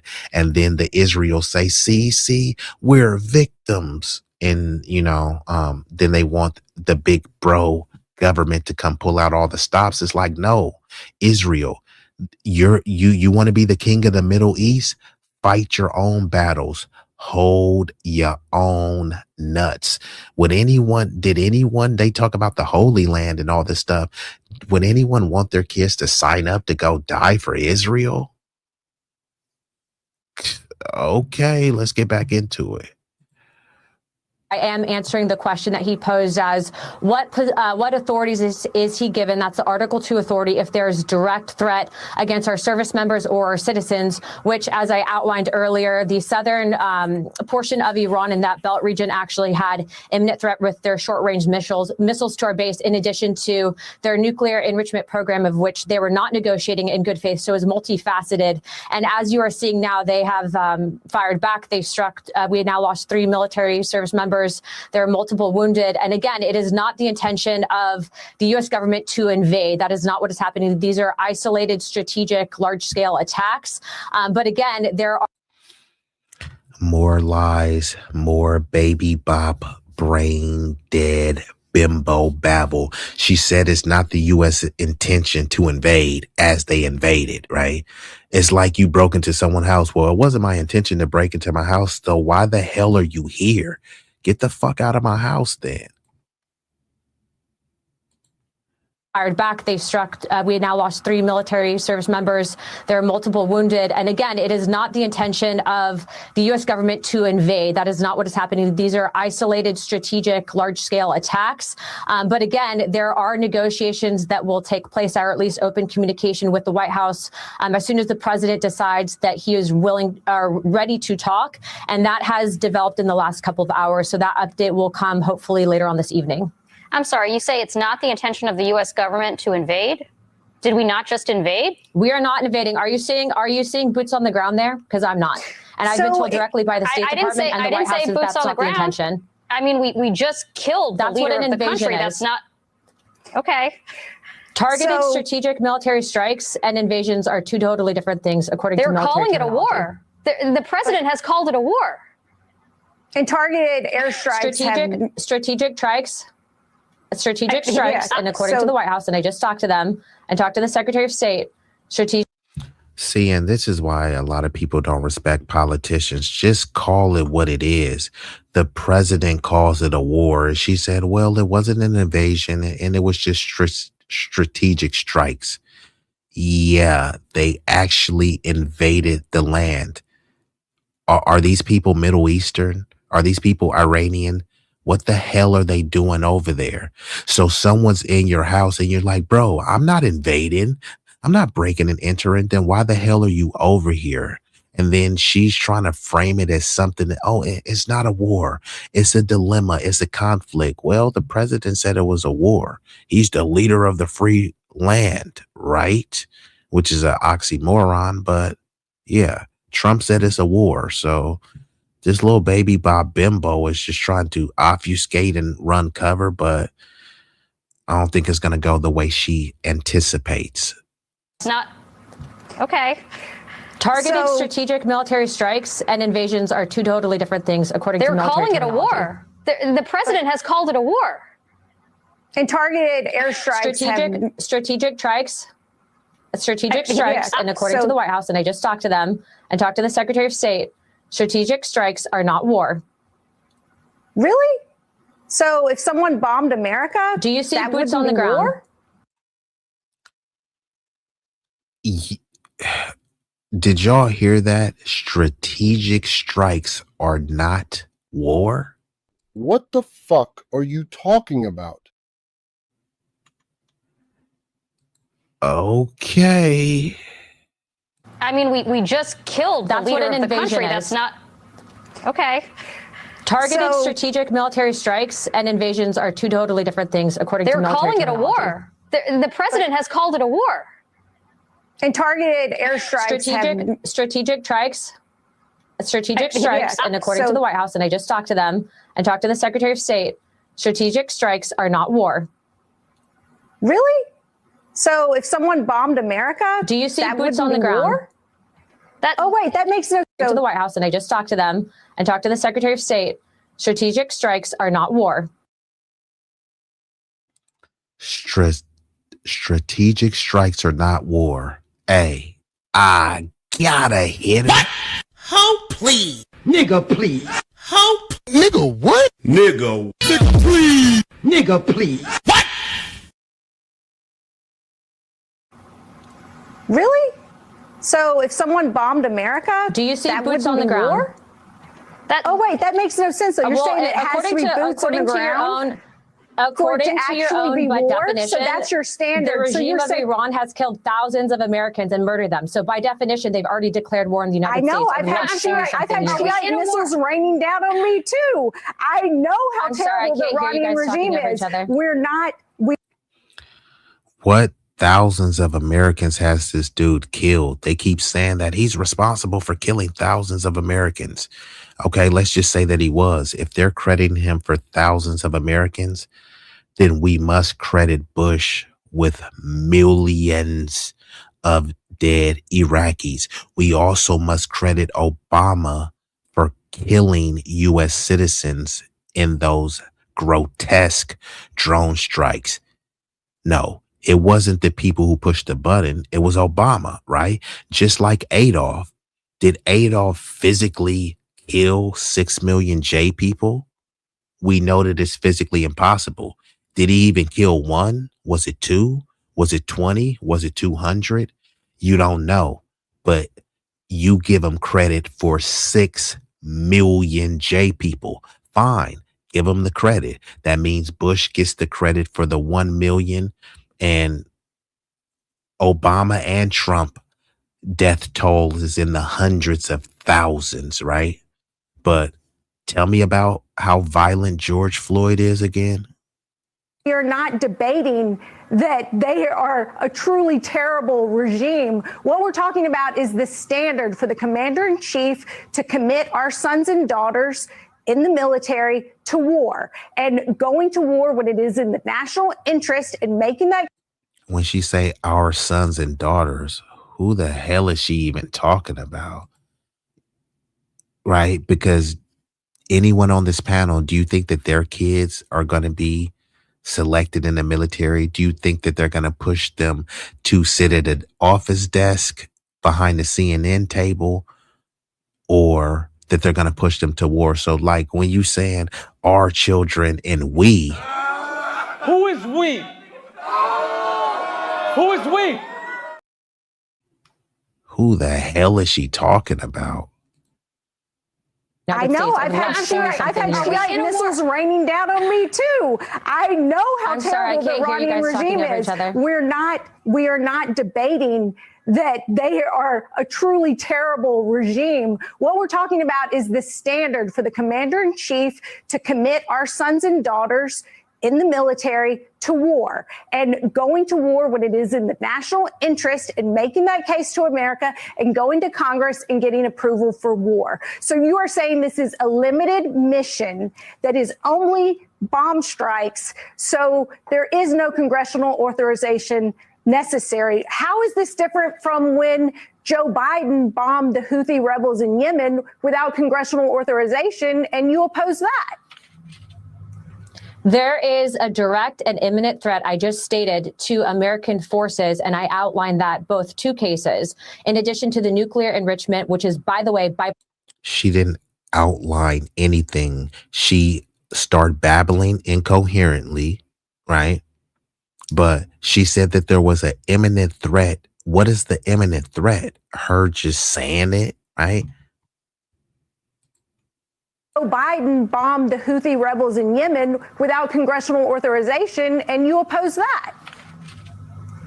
There is a direct and imminent threat, I just stated, to American forces, and I outlined that both 2 cases, in addition to the nuclear enrichment, which is, by the way, bipartisanly supported. The U.S. Congress is against Iran having that program. I will firmly back the president. Secondly, what the president has been very specific.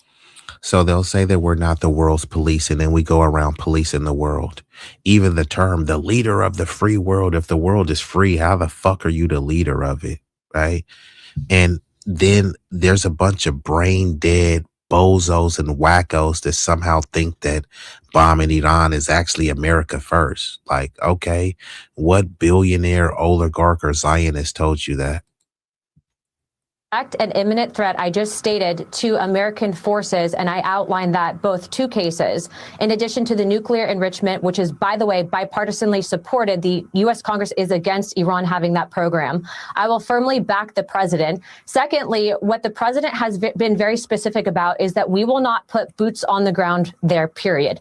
Case closed. We will not vote on having a war with Iran because as of right now, according to the plan, which I won't say too much on television, but according to the 3 objectives that this administration outlined, everything is going according to plan. And so if you are asking me whether or not I support what the president. So McDowell says she's basically explaining that our government has been doing a lot of illegal stuff when it comes to dealing with foreign policies without getting any permission from anyone else, that God or UN. The UN is just a lapdog of the US. So the UN is kind of feckless and pathetic, right? Just like when they said the US was committing a plausible genocide. Was it a genocide or not? Why are you adding these qualifying words to kind of soften the blow, right? Imagine someone got sexually assaulted and they say it was a plausible sexual assault. Were they sexually assaulted or not? So why the fuck are you saying it was plausible? They watch a genocide where they see babies getting their limbs chopped off with no anesthesia and like, oh yeah, it's a plausible genocide. No, it's a fucking genocide. That's what it is. Has done, I do. And that both two cases, in addition to the nuclear enrichment, which is, by the way, bipartisanly supported, the U.S. Congress is against Iran having that program. I will firmly back the president. Secondly, what the president has been very specific about is that we will not put boots on the ground there, period.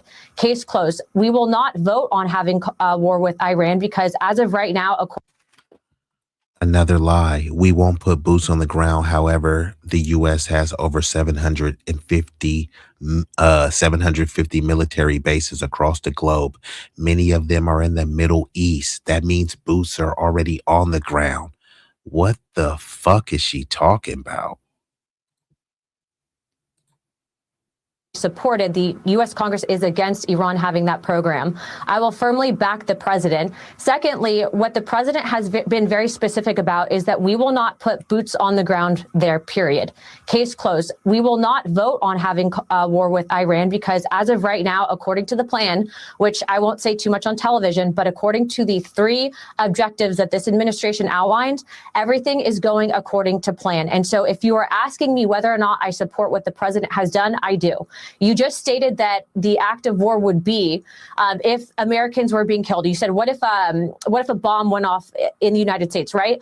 For over 40 years, the Iranian government and regime has been responsible for the deaths of thousands upon thousands of Americans, not to mention state-sponsored terrorism. And so did the president do the right thing? Has he been consistent in this? Absolutely. Where, can you just tell me really quickly, where have they killed thousands of Americans in America? I didn't say they killed thousands of Americans in America. I said that they have been responsible for thousands of Americans being killed. And I think that that's easily something that you can verify. I don't know, state-sponsored terrorism for starters. Are you serious? Are you kidding me? And y'all gonna hear that framing a lot. State-sponsored terrorism. State-sponsored terrorism. I guess it's almost like a tongue twister, like Peter Piper picked a pack of pickled peppers. State-sponsored terrorism. Try to say that 3 times fast, right? Why does she keep talking about state-sponsored terrorism when it comes to Iran, but she doesn't talk about the state-sponsored terrorism from Israel, who's being run by a gang of genocidal nut jobs, right? So let's just play this. The dude asked her a very simple question. You keep saying that the Iranian regime is just this barbaric, heinous cohort, right? And that they've killed thousands and thousands of Americans. Okay, fine. When? And then he said, when did they kill them in America? Then she pivoted and said, well, I didn't say that. I said that they were responsible. Okay, cool. They're responsible for thousands of Americans dying. When and where? Oh, well, you can just look it up. But you're a congressperson pretending that you have the expertise. Why you can't just spout it off, right? You know what I mean? And people always like to do that. They'll reference something and then, hey, just look it up, bro. I thought you already looked it up. I thought that you had a superior IQ. So I'm going to defer to your knowledge and acumen unless you're saying that it was overstated. And if that's the case, then you're a liar and a poser, which I have to call you out about. Absolutely. Where, can you just tell me really quickly, where have they killed thousands of Americans in America? Everything is going according to plan. And so if you are asking me whether or not I support what the president has done, I do. You just stated that the act of war would be if Americans were being killed. You said, what if a bomb went off in the United States, right? For over 40 years, the Iranian government and regime has been responsible for the deaths of thousands upon thousands of Americans, not to mention state-sponsored terrorism. And so did the president do the right thing? Has he been consistent in this? Absolutely. Where, can you just tell me really quickly, where have they killed thousands of Americans in America? I didn't say they killed thousands of Americans in America. I said that they have been responsible for thousands of Americans being killed. And I think that that's easily something that you can verify. I don't know, state-sponsored terrorism for starters. Are you serious right now about that whole thing? I'm not going to list out exact specific locations. They've literally been responsible for sponsored terrorism. Are you talking about the Iraq war where the U.S. invaded? Shout out to McDowell. This is a kind of underrated comment. It said the president knows that America's history with boots on the ground does not work. They're not good at guerrilla warfare. Do y'all remember Vietnam? And shout out to Muhammad Ali because they were trying to send him over there. And Muhammad Ali said, I ain't going over there. They never called me nigger. The irony is that the Vietnamese people in Vietnam didn't call Muhammad Ali nigger, but then when many of them started to immigrate here, then he got called a nigger. Oh, shucks. But either way, he stood on business and said, no, that's right. That's wrong to go over there and fight those people in their homeland. But they went over there with the Viet Cong and thought it was going to be a walk in the park. And they got packed up and got up out of there. And some people, like, one thing, you got to give it to the Russian people, even though their forces are not as mighty, or let's just say they have nukes, so they are tempering their response. However, they do have a history of having boots on the ground. When you look at the H costs, right? It was many Russians who went over there fighting the Germans. So they've had a history of actually being on the field, like the Russian Spetsnaz and stuff like that. So the U.S., how they have got more effective with their killing, and some would call it cowardly, right? But it all depends on how you look at it, right? Now, you look at these movies that you might love, the 300, this is Sparta, right? Them days are over, right? Leonidas, you know what would have happened to Leonidas? They would have drone struck him. Leonidas with his shield and his spear, somebody would have dome tapped him, would have buried 50 cal. You see what I'm saying? So when it comes to the boots on the ground, the U.S. may, I'll give them credit and say that they're not no slouch, but they have good preparation, but they don't have a lot of real time action in the field, right? They do a lot of simulation, but assimilation is not the real thing, right? So this is why they rely on, like the video I played earlier, where they rely on autonomous warfare.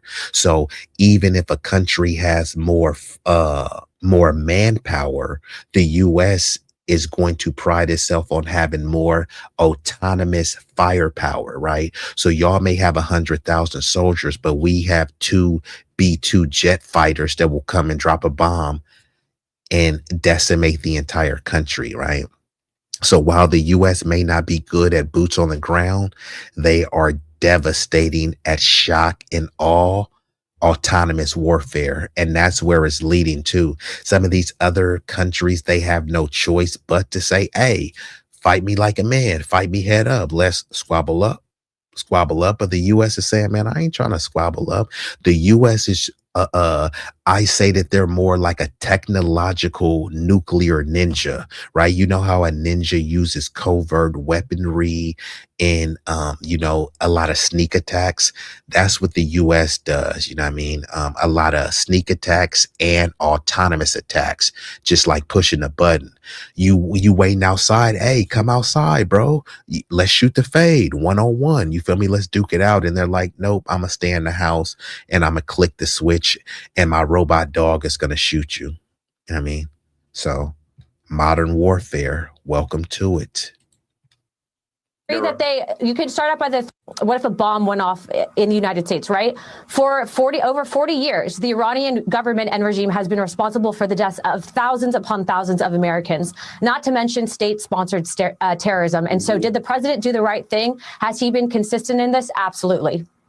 Can you just tell me really quickly, where have they killed thousands of Americans in America? I didn't say they killed thousands of Americans in America. I said that they have been responsible for thousands of Americans being killed. And I think that that's easily something that you can verify. I don't know, state-sponsored terrorism for starters. Are you serious right now about that whole thing? I'm not going to list out exact specific locations they've literally been responsible for sponsored terrorism. Are you talking about the Iraq war where the US invaded? You can start out by the three that they just killed. Okay, the whole point of your network, if you want to actually talk about the facts here, I'm giving you the facts. But I'm not going to sit here and argue with you. So he's asking her to substantiate her claim that Iran is responsible for thousands and thousands of American deaths. He asked her, okay, could you prove that? And then she was like, just look it up. Well, you said it. Why don't you have the proof to back what you said? And then she talks about, hey, there were just 3 Americans who died. And there's some reports that say it alleges that the numbers are high as 200 American soldiers were killed in this kerfuffle, let's just call it that, right? Or the preliminary stages of the war, right? So she's over here trying to say, okay, this X amount of people died, but there was a report that over 100 little girls died. Israel targeted some school in Iran, and they had over 100 little girls in there and counting.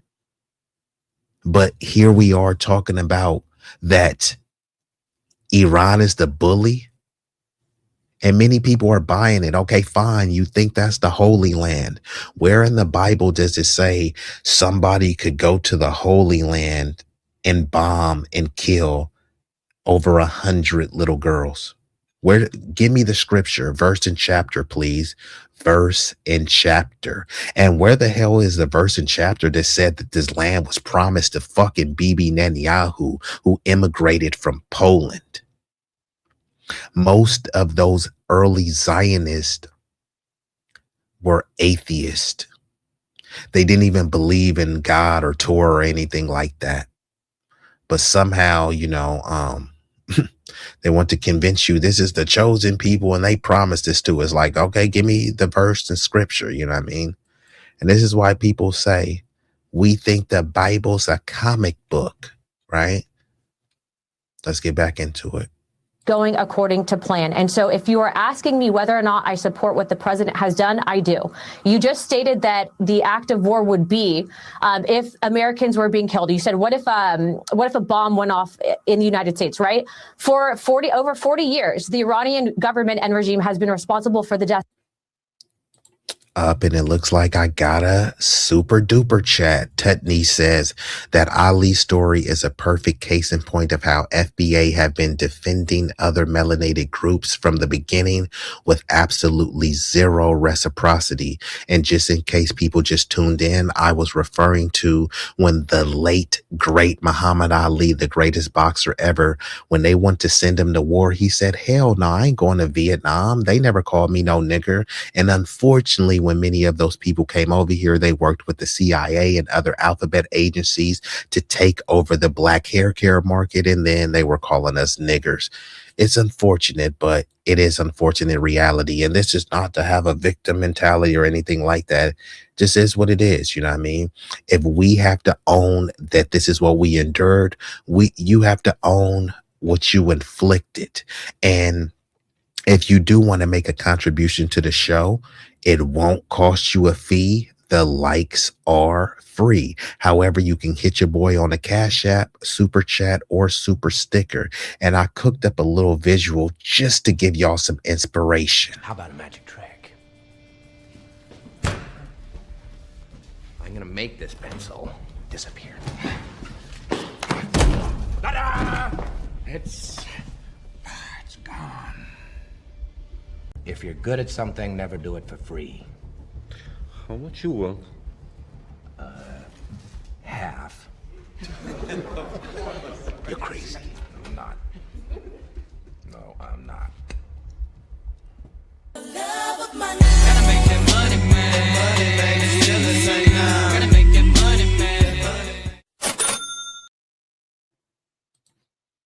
Of thousands upon thousands of Americans having war with Iran, because as of right now, according to the plan, which I won't say too much on television, but according to the 3 objectives that this administration outlined, everything is going according to plan. And so if you are asking me whether or not I support what the president has done, I do.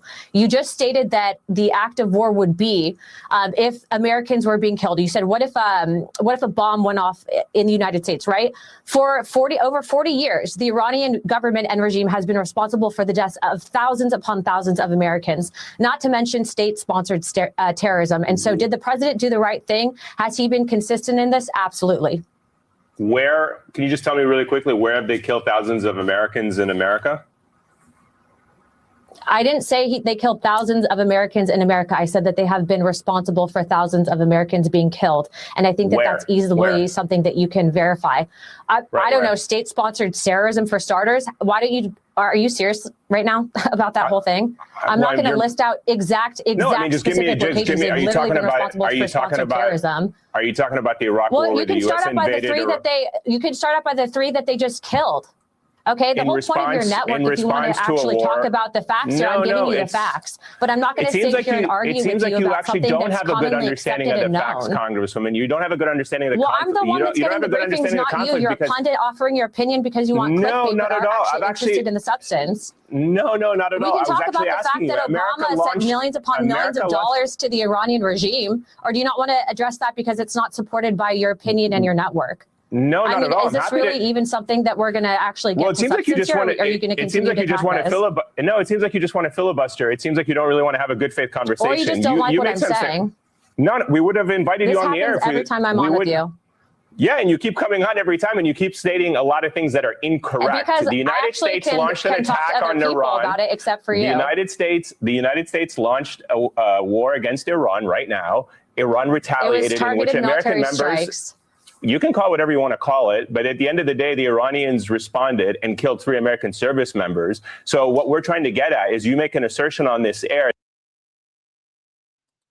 And just to let y'all know, I will be shutting this thing down soon in the next 15, 20 minutes. Y'all could have been anywhere in the world. Y'all chose to be here with me, at least momentarily. And for that, I thank you. McDowell says, I don't quote the Bible. If I'm not mistaken, when Jesus comes back, it said he would set them back on that land. But who is the them, right? Are they really the chosen people?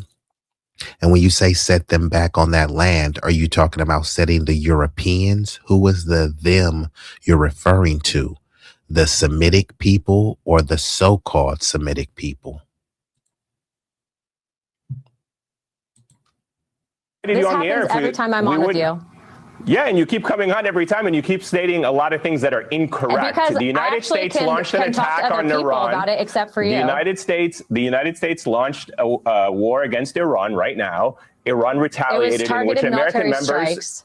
You can call it whatever you want to call it, but at the end of the day, the Iranians responded and killed 3 American service members. So what we're trying to get at is you make an assertion on this air that it's not an invasion when America sends fighter jets and Israel sent fighter jets into another country. Boots on the ground are not going to happen. Congress will not vote on war with Iran because that is not something that we support, and that is not something that the administration That's actually supports. What the Constitution says that in Article 1, but I guess you think Article 2 is more important. Article so it's up 2 to you. is when when the U.S. citizens and our military are in direct imminent threat, the president reserves the authority. Yeah, well, he hasn't made that case to the American public or Congress, and that's the problem. And that's why he's supposed to go to Congress. Well, he's not going to give you classified intelligence information. He's not supposed to give it to me. He's supposed to give it to members of Congress. He's supposed to go give it to members of Congress. That's exactly why members of Congress. You're only one. There are 435 members and 100 senators, and others have not gotten it. You're not the only one who gets to speak on. Joining us now is Connecticut. So that was the clip right there. I'm going to pull this one down and I'm going to play one last clip. This one is from no, it's not Professor Black Truth. This is actually the Black Authority. And he was chiming in on this. And his video was titled "Several MAGA Rats Abandoned Trump After Starting Iran War." So I want to have you hear a little bit of this perspective and see what some of the MAGA maniacs are talking about. Just give me uno momento to pull this up. Oh, looks like I already got it up. And let's get into it. And wait till y'all hear what Nick Fuentes has to say here. Let's see what Nancy Boy Nick has to say. Do not vote in the midterms. And if you do, vote for Democrats. Fuck this. That is what the Republicans deliver. That is what our golden age looks like. The tariffs were refunded. The deportations were stopped. They wound down and withdrew the ICE from Minneapolis. What does this administration do other than embezzle money, go to war with Iran, and bury the Epstein files? Oh, and blackmail Harvard so they police anti-Semitism and ban people who criticize Israel from being in America. This administration needs to be shut down immediately. It has forfeited its mandate. They promise no new wars. They promise mass deportations in America first, and we're not getting any of it. So shut it down. In 2026, shut it down. And our only hope is that in 2028, in the Republican primary, somebody will emerge who will actually put America first. I am not voting for the vice president and the secretary of state that brought us to war in Iran. I won't do it. 2026, shut it down. You got to burn the house down with them inside, metaphorically. And in 28, you better hope that somebody has a prayer to run the Trump strategy and do another hostile takeover over the GOP. Otherwise, I'm going to become a Democrat. Like, damn, what? Damn, what? Oh, you heard that. On with them inside, metaphorically. And in 28, you better hope that somebody has a prayer to run the Trump strategy and do another hostile takeover over the GOP. Otherwise, I'm going to become a Democrat. Like, at that point, rather than be beholden to this country, that is our last chance. 28 Republican primary. We need a Trumpian figure to relight the candle. Someone needs to take the flame and take it further than Trump. He needs to take the baton and take it further and fulfill America first. That is the only way out of this at this point. And anybody that is not on this is not serious. The only takeaway that I have from all of these events, you are not pressuring this administration. All these people told us, if Trump brings us to war in Iran, we'll just tweet about it. Yeah, well, that's not really working, is it? So, folks, no, my program tonight is not hyperbolic. My program tonight is not clickbait. My program tonight is not, well, it's a one headline hitter quitter. No, it ain't nothing like that, because the beats roll on here. People, Steve Bannon and them have dug up none other than Eric Prince of Blackwater. They've dug up none other than Eric Prince of Blackwater. And Steve Bannon, he's got bigger things to worry about, like, being all over the Epstein files. What? But I'm sure Steve loves talking about this war right here, because it gets people to not talk about, him coaching Jeffrey Epstein on how to, talking points on if anybody asks you sleep about with underage girls. So, but in any case, Steve Bannon is doing America's work and has dug up Eric Prince. So for everybody who thought that he was gone after the Iraq war, oh no, Eric's still out there, folks. A bit older, a little bit worse for wear, but he's still out there, and he's got a few thoughts about what's going on now. It seems like it's not as intense as the strike that ended the 12-day war, but spectacular results, correct? I mean, they took out the Ayatollah and his top 40 guys, having a picnic lunch in the afternoon or gathering. The intelligence was pretty special in the fact they took the Ayatollah and 40 of his top guys out, sir. Look, Steve, it's I'm not happy about the whole thing. I don't think this was in America's interest. It's going to uncork a significant can of worms and chaos and destruction in Iran now. Who takes over?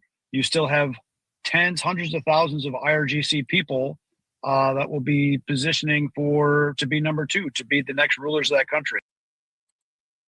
And shout out to Julianne Fry, and also shout out to Phoenix Fire. And I concur, Eric Prince is a war criminal. Not only that, this dude is a straight deranged sycophant.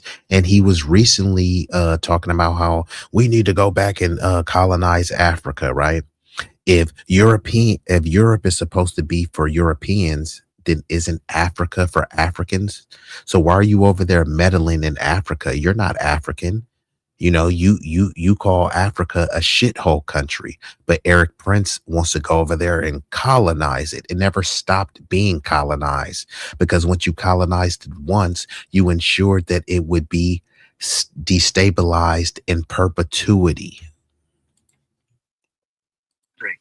I don't see how this is in keeping with the president's MAGA commitment. I'm disappointed.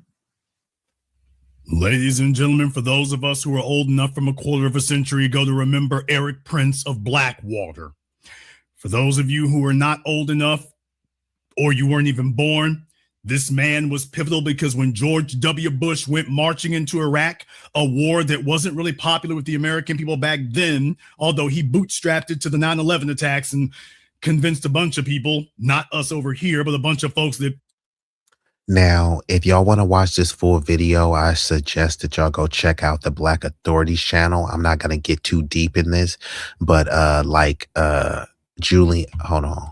Did I say your name right? Like Julianne is saying, Eric Prince is a disgusting, grotesque, and a detestable war criminal.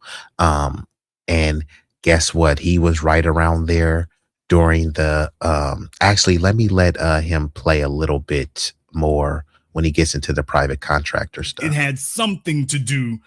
Blackwater, renamed Z, then renamed Academy, but he had changed the name 3 or 4 times, because after the war, they were basically pariahs, and they still are. So if anyone ever wondered what happened to Eric Prince, I guess his only real grievance is that this time he didn't get the contract. What? I bet you his only real grievance this time is that he didn't get the contract. So all these people that say don't, why y'all big in the government? People like Eric Prince, the first thing that they do is go to the government with their hand out for goodies, giveaways, and guarantees. And they send our young boys, they usually go to the urban area and pick on non-white and minority people to go and fight in their forever wars, right? And they'll pay these people anywhere from 30 to 50K a year. 50K would be a good paying salary for someone who's asked to put their life on the line. Meanwhile, Eric Prince is hiring mercenaries that are starting at $100 to $2,000. And guess who's funding it? U.S. taxpayers, you and me. So I'm going to play a little bit more of this and I'm going to get ready to shut her down. Now, back when his company was getting the contract, he didn't really say anything. They're not even doing it quiet. George W. Bush and Dick Cheney were selling people on the idea that, oh, we don't have to have so many American soldiers over there. Terry was paying $30,000 or $40,000 a year to all caps, sunglasses, convinced a bunch of people, not us over here, but a bunch of folks that it had something to do. 9/11 had something to do with Iraq, or Iraq had something to do with 9/11. Well, when it was very, very clear, they made the same promises then that America would not be brought into a quagmire and that we wouldn't have hundreds of thousands of American troops, which of course we ended up with that. But what they started doing was outsourcing to, quote, security companies. They didn't call them what we usually call them in wars, mercenaries. They called them security contractors. So this begins the rise of the white males wearing khaki pants, t-shirts, bulletproof vests, baseball caps, sunglasses, and beards. And that became the persona, that became the illustration, that became the template of the European invader coming into the Middle East. And let's be very clear about that. Eric Prince made it very clear that he saw himself as a Christian crusader. He said it several times, that this was a Christian crusade in Iraq. And so Eric Prince and his security company, which employed a bunch of ex-military people. For those of you who were there, y'all remember, for my military folk, remember in the military, you were getting paid like $30,000 or $40,000 a year. If you went to work for Blackwater, you were making $150,000, $200,000 a year. What? Remember? Blackwater, the military was paying $30,000 or $40,000 a year to soldiers. But if you left the military and went to work for Blackwater, you walked in the door, especially if you had infantry experience. Oh, they paid you $150,000, $200,000 right off the bat. Oh yeah, one more thing. Blackwater's money came from the Department of Defense because they had a Defense Department contract, and that was how George W. Bush and Dick Cheney were selling people on the idea that, oh, we don't have to have so many American soldiers over there, but they ultimately did. So that was not true. That didn't work out. They thought that they could have enough mercenaries and, quote, security contractors in order to make up for that shortfall. That didn't really work. Those guys ended up mostly going for security for VIPs. So for politicians, hell, folks over there, Arabs over there in the Middle East, if they were VIPs. So that was mostly what Blackwater ended up doing. And oh yeah, Blackwater was not the only security contractor. There was Blackwater Academy, was Vance over there? I don't remember if Vance was. I know they were in and out. But as far as the security contractors, now a lot of you talk about Halliburton and Kellogg Brown and Root, but they didn't really do security work. They had some security apparatus, but it was really left up to folks like Eric Prince. And Eric Prince was the poster child. For those of us who remember 25 years ago, this guy on your screen, Eric Prince, he was going around bragging that this was a Christian crusade, that they were doing God's work, that this was necessary for Christians to be in the Middle East. And it was his company, Blackwater, renamed Z, then renamed Academy. But he had changed the name 3 or 4 times because after the war, they were basically pariahs, and they still are. So if anyone ever wondered what happened to Eric Prince, I guess his only real grievance is that this time he didn't get the contract. What? Okay, so I'm going to get ready to start winding it down. So I have a few visuals that I'm going to play. Hopefully you guys stick around to the end, but we'll be shutting this thing down in about the next 10 minutes. Y'all could have been anywhere in the world. Y'all chose to be here with me, at least momentarily. And for that, I thank you. And Julianne says, disparity between servicemen pay and military contractors is a scandal, but few people care. I might have to do a stream about that because it's true. The people who are willing to fight, bleed, and die for this country, many times they're getting limbs amputated. They are being just treated like a doormat by their own country that they fought for.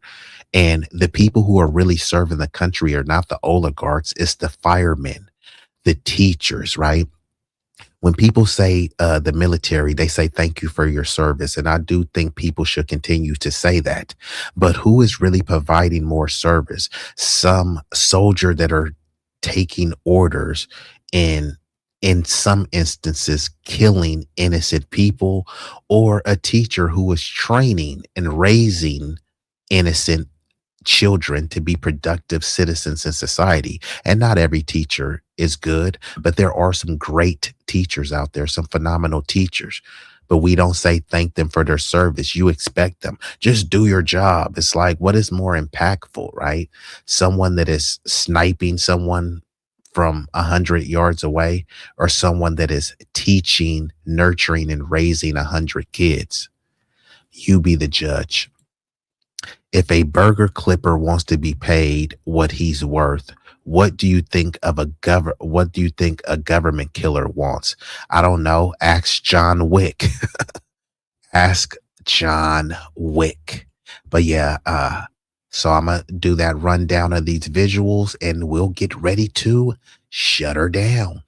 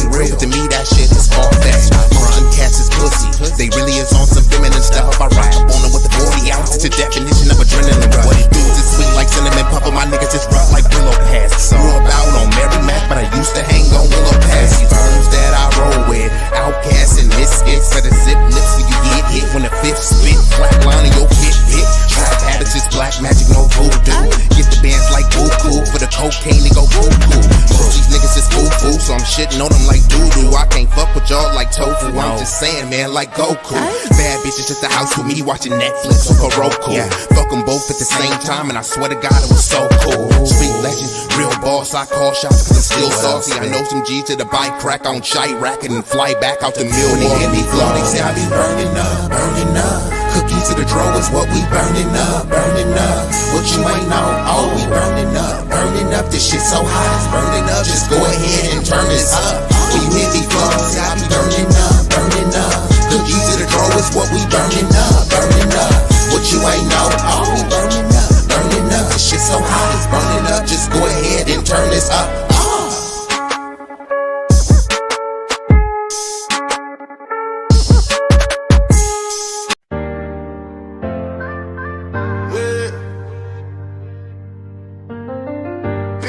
B-Eazy that do. B-Eazy that do. Yeah, they know the name. Stack Stacking up the paper, but having money ain't a thing. Standing on business, burning hotter than a flame. From the block to the boardroom, you gotta stand the rain. B-Eazy, that dude, yeah, they know the name. Stacking up the paper, but having money ain't a thing. Standing on business, burning hotter than a flame. From the block to the boardroom, you gotta stand the rain. B-Eazy, that dude, yeah, they know the name. Big Glock, B-Eazy, that dude.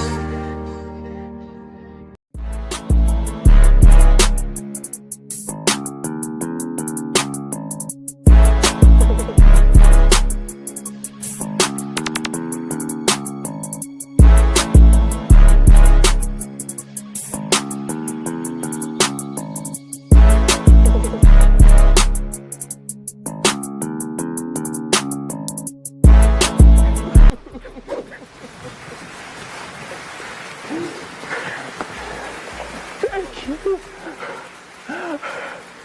You love me. You really love me.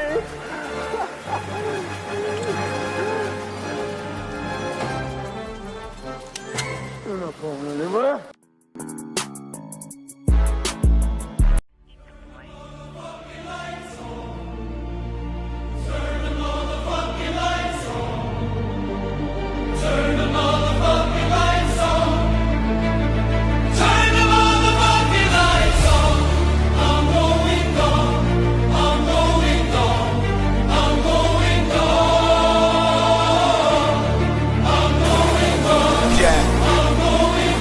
Yeah.